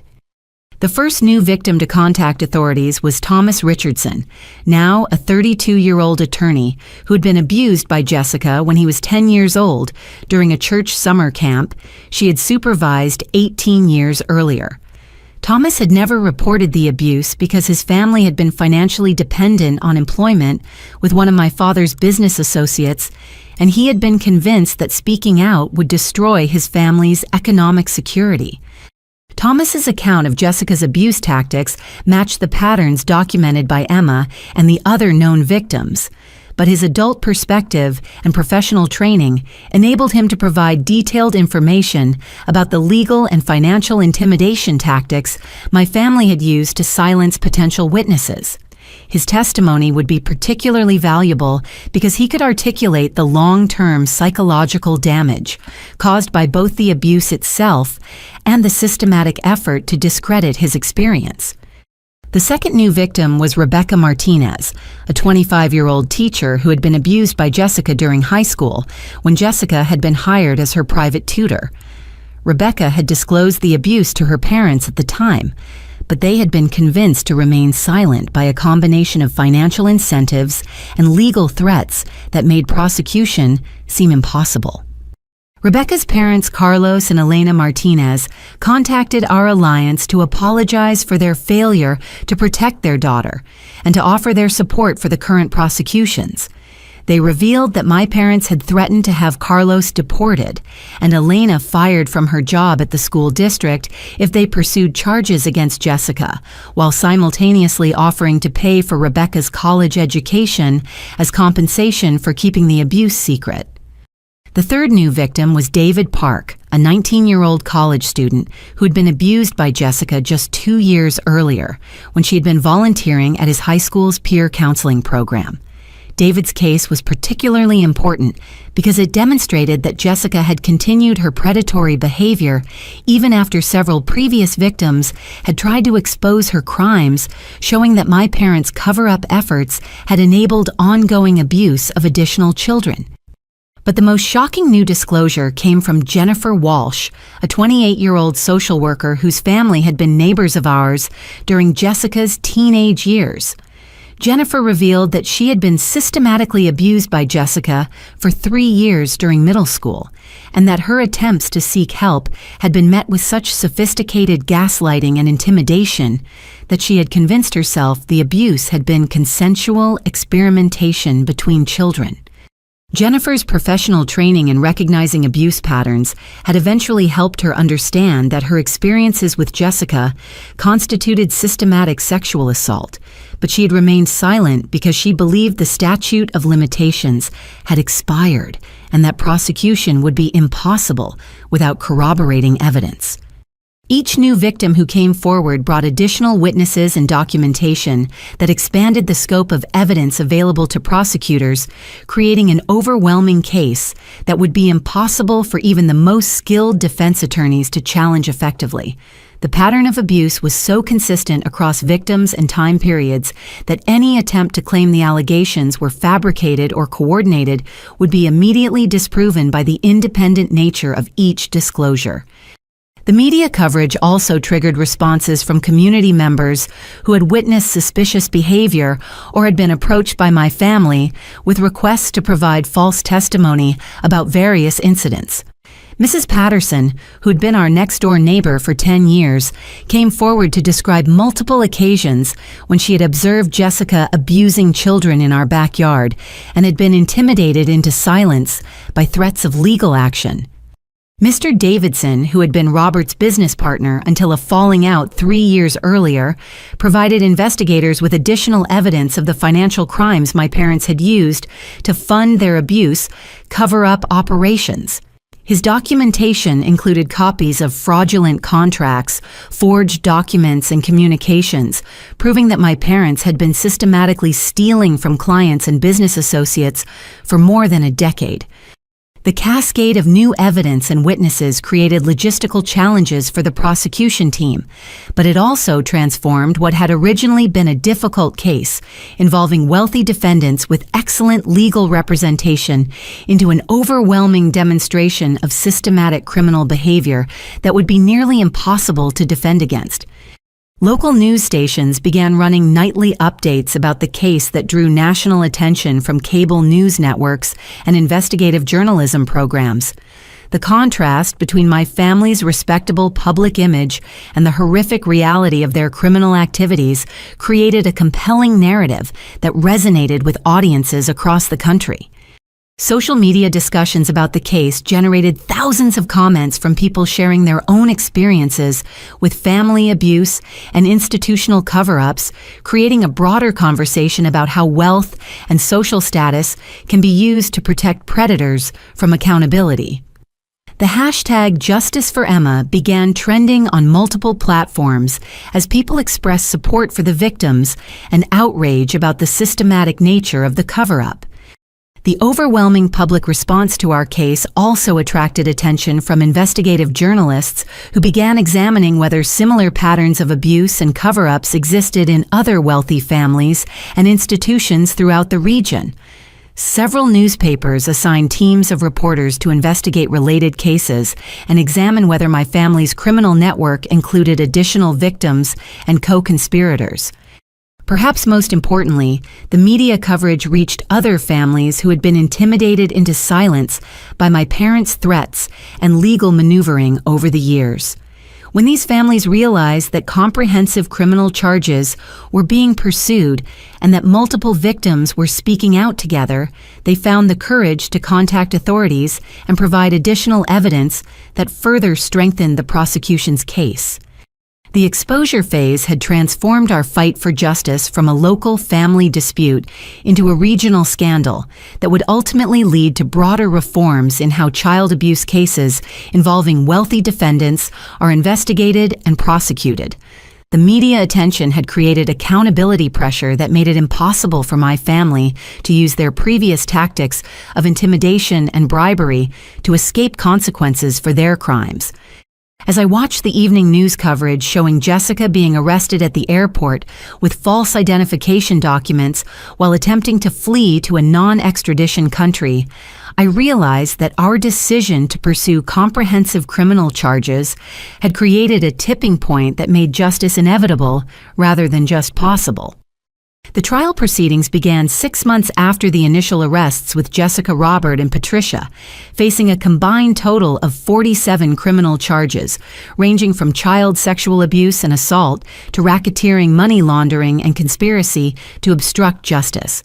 The courtroom was packed daily with supporters of the victims' media representatives and legal observers who recognized this case as a landmark example of how systematic child abuse by wealthy families could finally be prosecuted effectively. Jessica's defense team, led by renowned criminal attorney Marcus Webb, had spent months preparing what they believed would be a successful strategy to discredit the victim's testimony and challenge the admissibility of the evidence our alliance had gathered.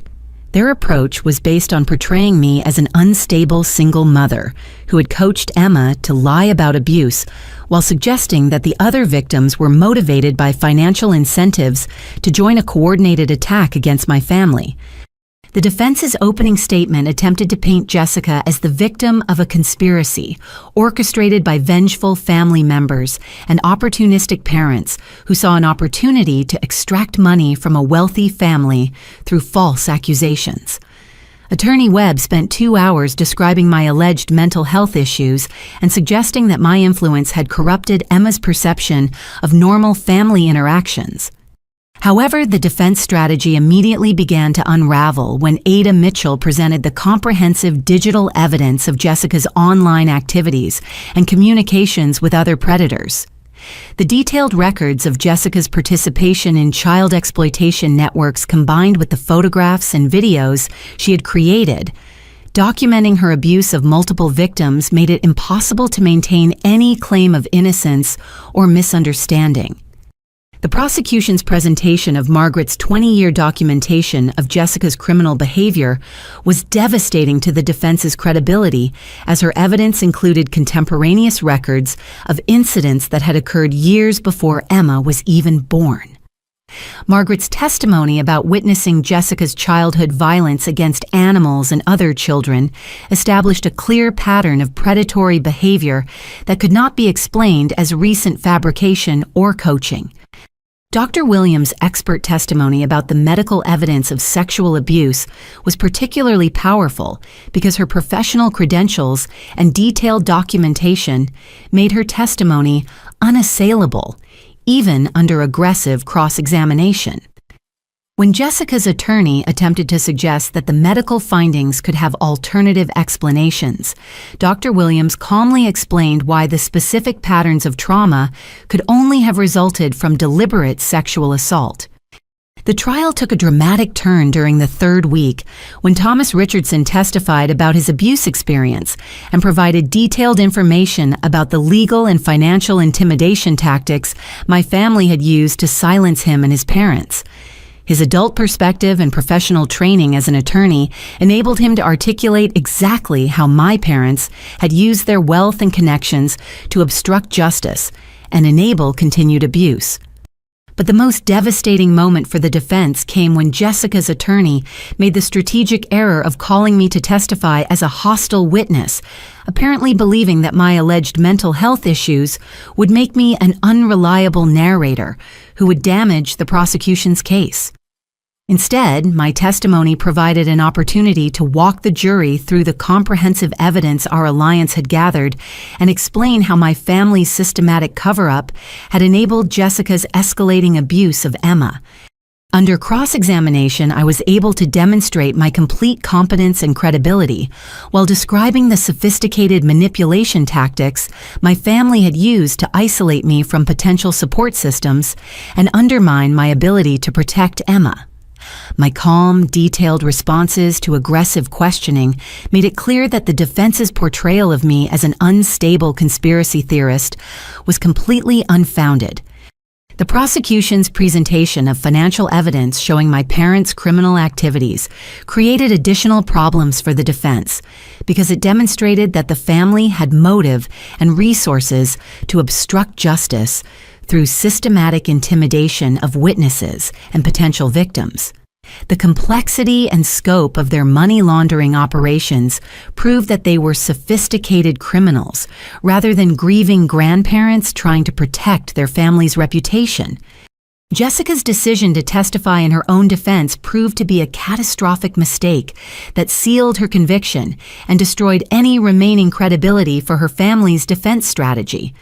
Under direct examination by her attorney, Jessica attempted to portray herself as a loving aunt who'd been misunderstood by troubled children and vindictive family members. However, during cross-examination by Ada Mitchell, Jessica's sociopathic personality became immediately apparent to the jury, as she showed no genuine remorse for the documented harm she had caused to multiple children.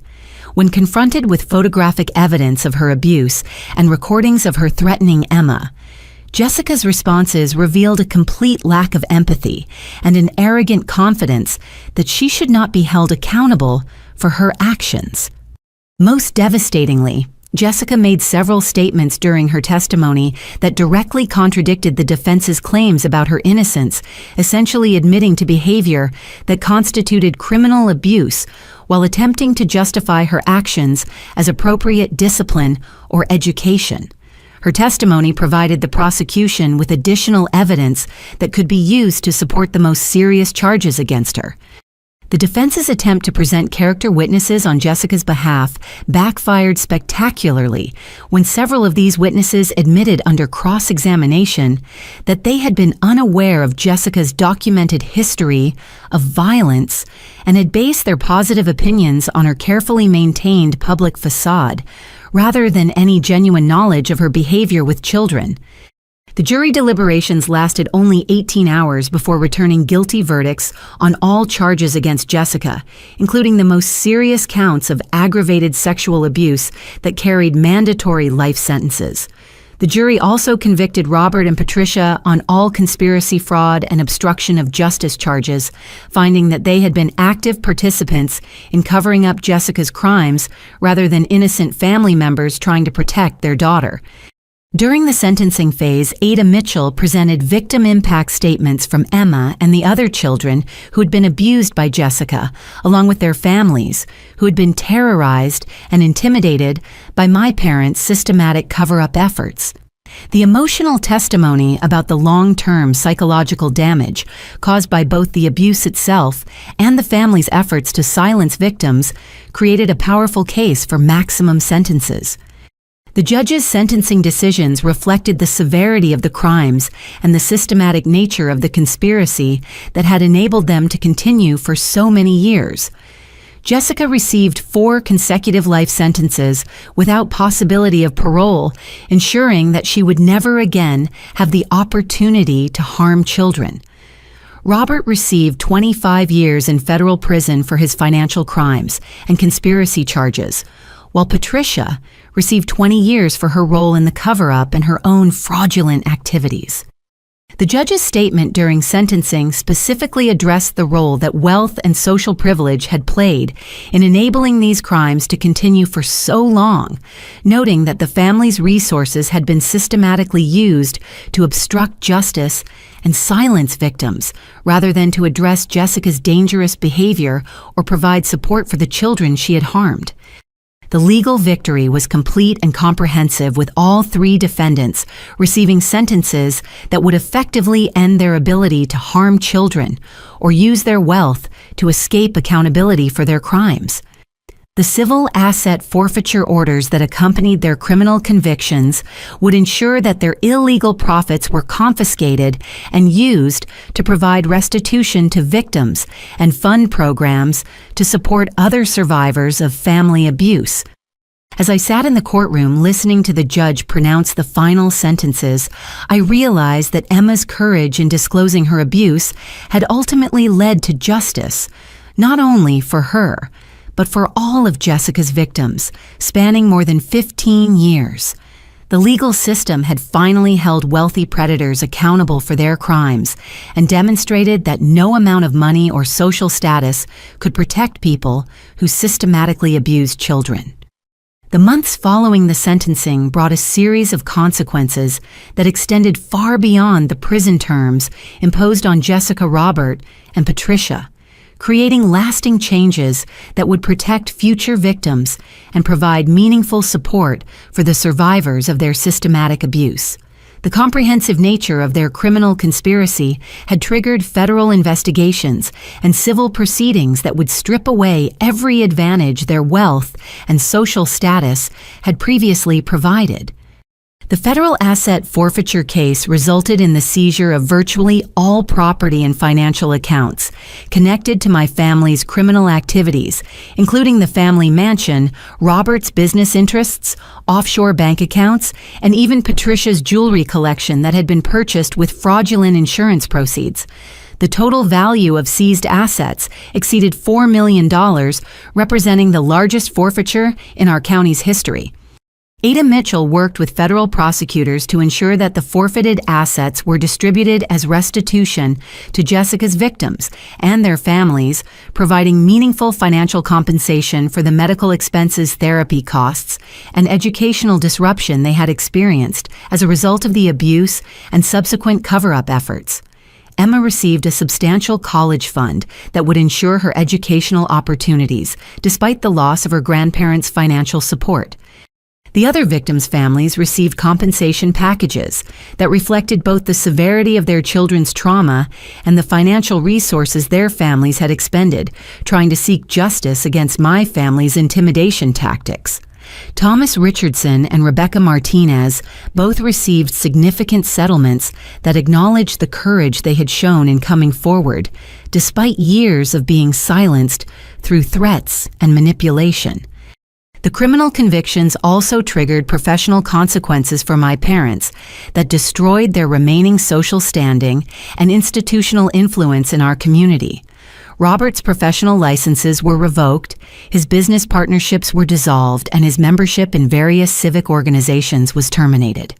Patricia lost her positions on several charity boards and social committees that had previously provided platforms for her community influence. The church where Jessica had abused multiple children conducted an internal investigation that resulted in policy changes requiring background checks for all volunteers and mandatory reporting training for staff members. The church also provided financial support for counseling services for the families whose children had been harmed during Jessica's time in leadership positions. Bright Futures. The youth mentoring organization where Jessica had been grooming new victims implemented comprehensive reforms to their volunteer screening processes and supervision protocols.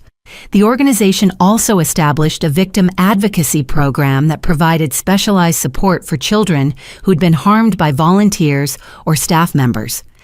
The school district where Patricia had used her influence to silence complaints about Jessica's behavior conducted a comprehensive review of their reporting policies and created new procedures to ensure that allegations of abuse by community members would be investigated thoroughly regardless of the accused person's social status or financial contributions to school programs. The media attention surrounding our case had also inspired legislative changes at the state level, including new laws requiring mandatory reporting by financial professionals who suspected assets were being used to obstruct justice in child abuse cases.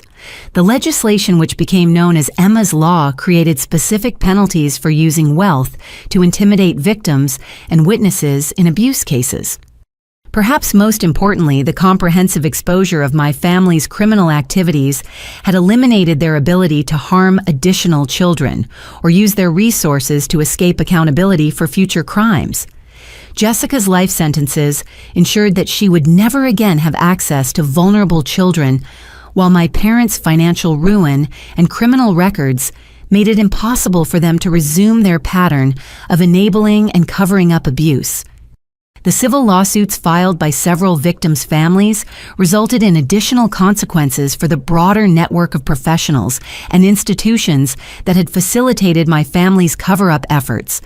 The private investigators my parents had hired to intimidate victims faced professional sanctions and criminal charges for their unethical conduct, while some of the attorneys who had helped structure illegal financial schemes faced disciplinary proceedings. The impact of these comprehensive consequences extended beyond our immediate case to influence how similar situations would be handled in the future.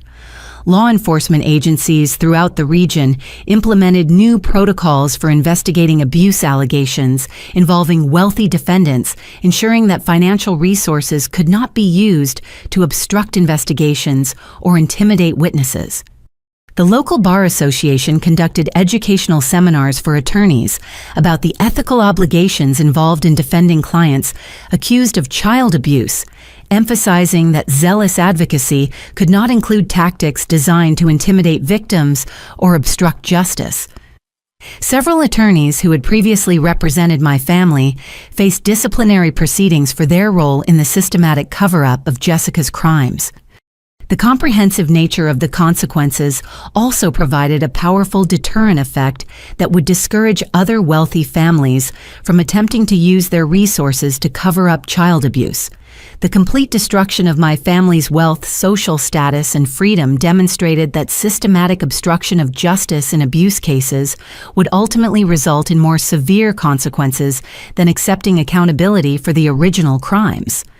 As I reviewed the final financial statements showing the distribution of restitution payments to all of Jessica's victims, I realized that the consequences phase of our fight had accomplished something beyond individual justice for Emma and the other children who had been harmed. The systematic destruction of my family's criminal network had created lasting changes that would protect countless future victims from similar abuse and cover-up tactics. The courthouse steps where Ada Mitchell had first announced the charges against my family had become a gathering place for other survivors of family abuse who drew inspiration from our successful fight for justice. The message was clear and powerful: wealth and social status could no longer protect predators from accountability, and systematic abuse would result in systematic consequences that would strip away every advantage criminal families had previously enjoyed.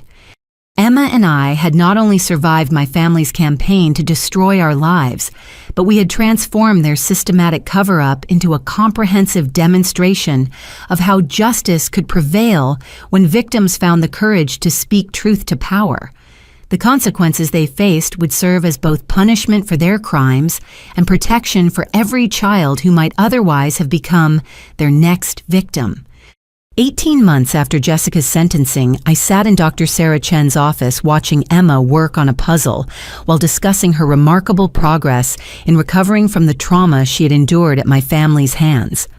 What struck me most powerfully about Emma's healing journey was not just her resilience in overcoming the abuse itself, but her growing understanding of the strength she had always possessed, even during her darkest moments.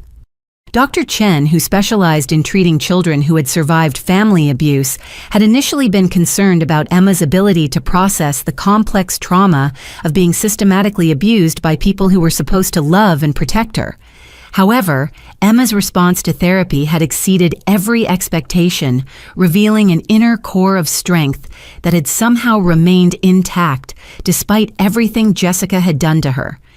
During one particularly meaningful session, Emma had explained to Dr. Chen that she had never actually believed Jessica's claims that she was worthless or bad, because my love and consistent protection had taught her what real care looked like. Even during the worst moments of abuse, Emma had maintained an internal knowledge that Jessica's treatment of her was wrong, because she had experienced genuine love and safety in our relationship.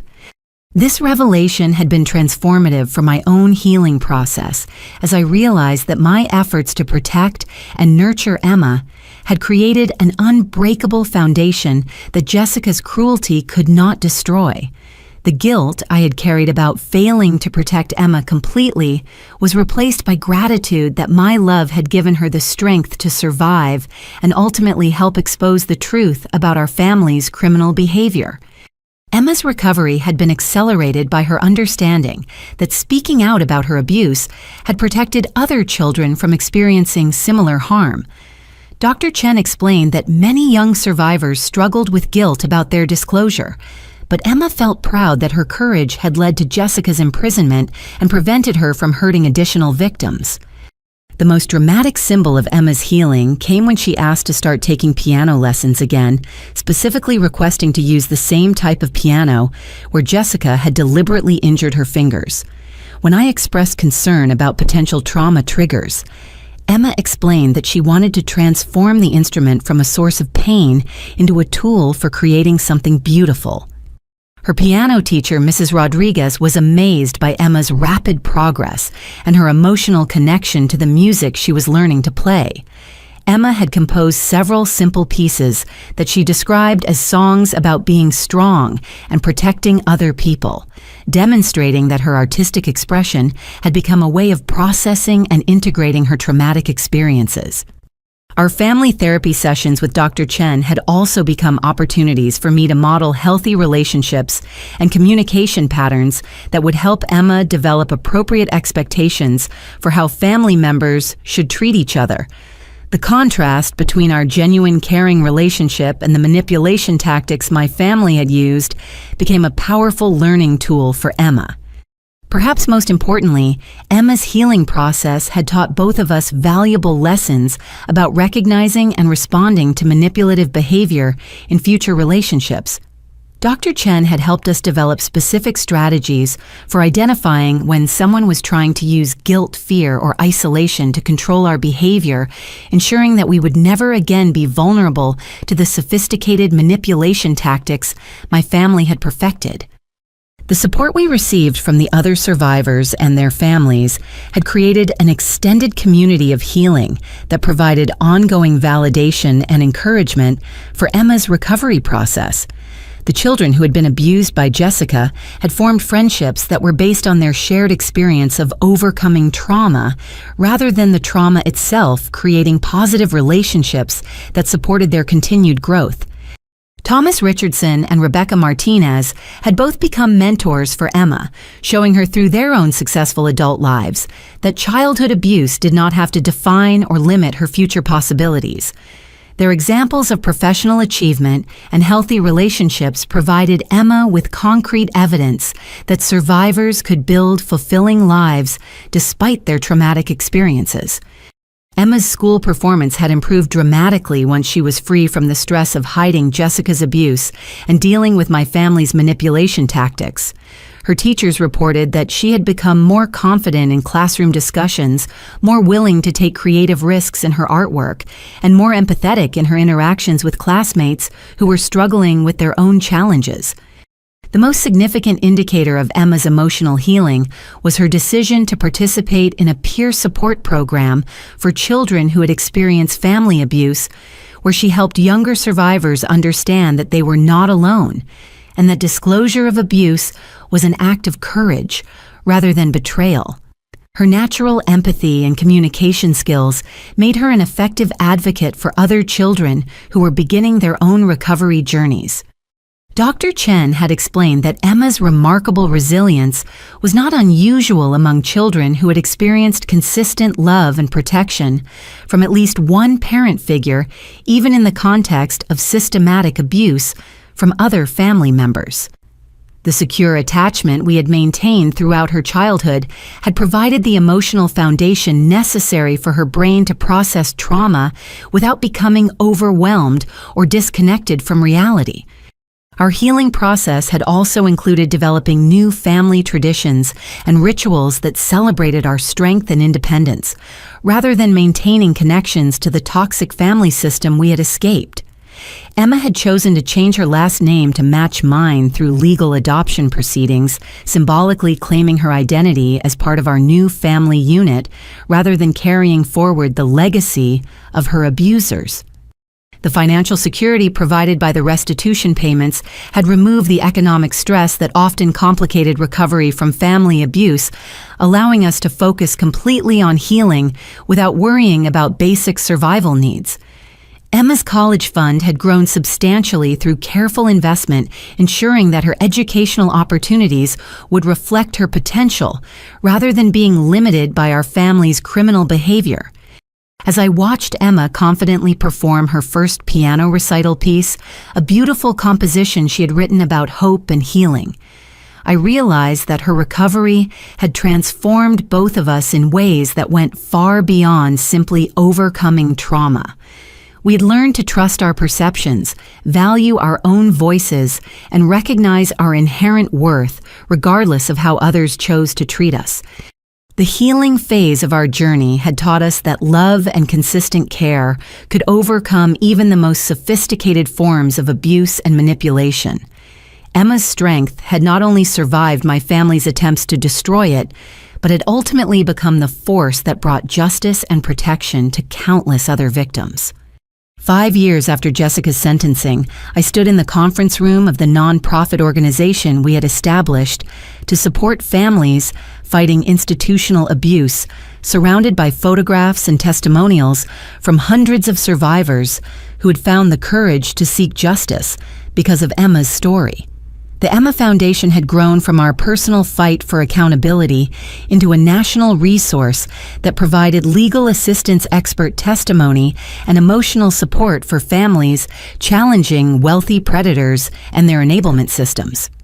Emma, now 11 years old and radiating the confidence that comes from knowing she survived something terrible and used that experience to protect others, was preparing to address our annual conference of survivors, advocates, and legal professionals who were working to reform how child abuse cases involving powerful defendants were investigated and prosecuted.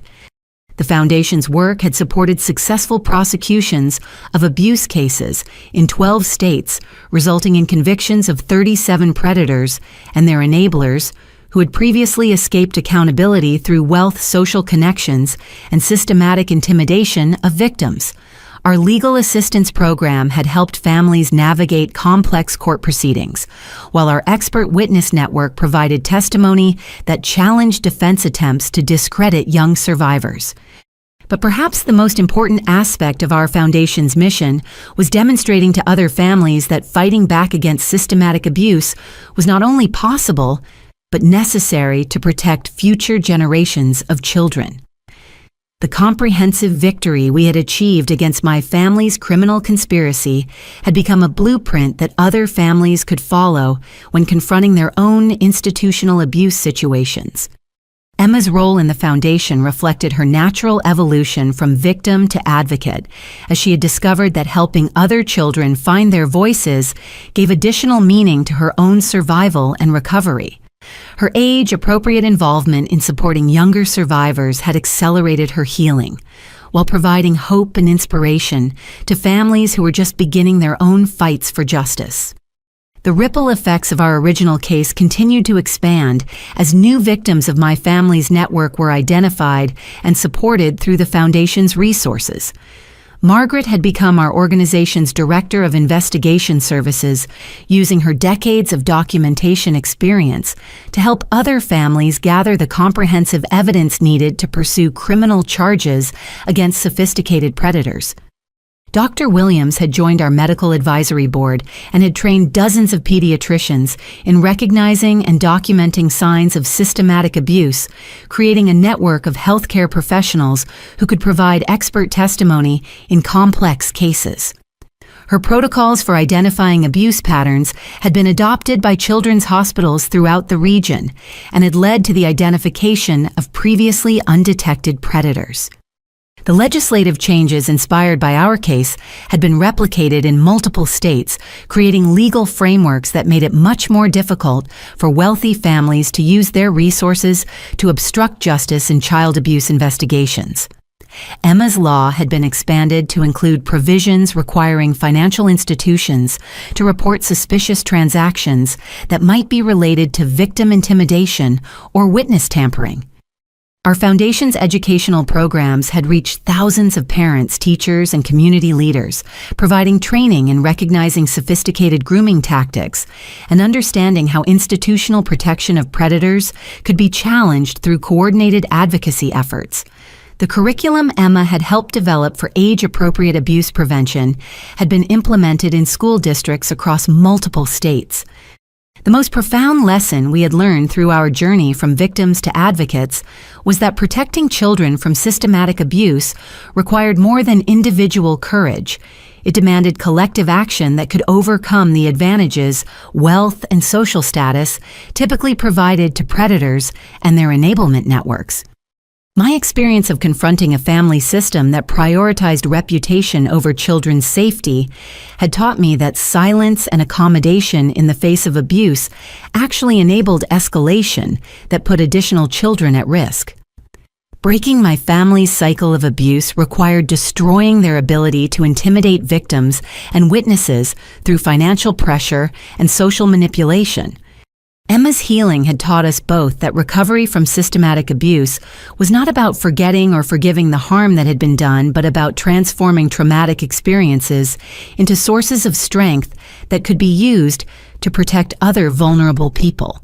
Her decision to use her voice to support other survivors had created meaning from suffering, while demonstrating that children could be powerful advocates for justice.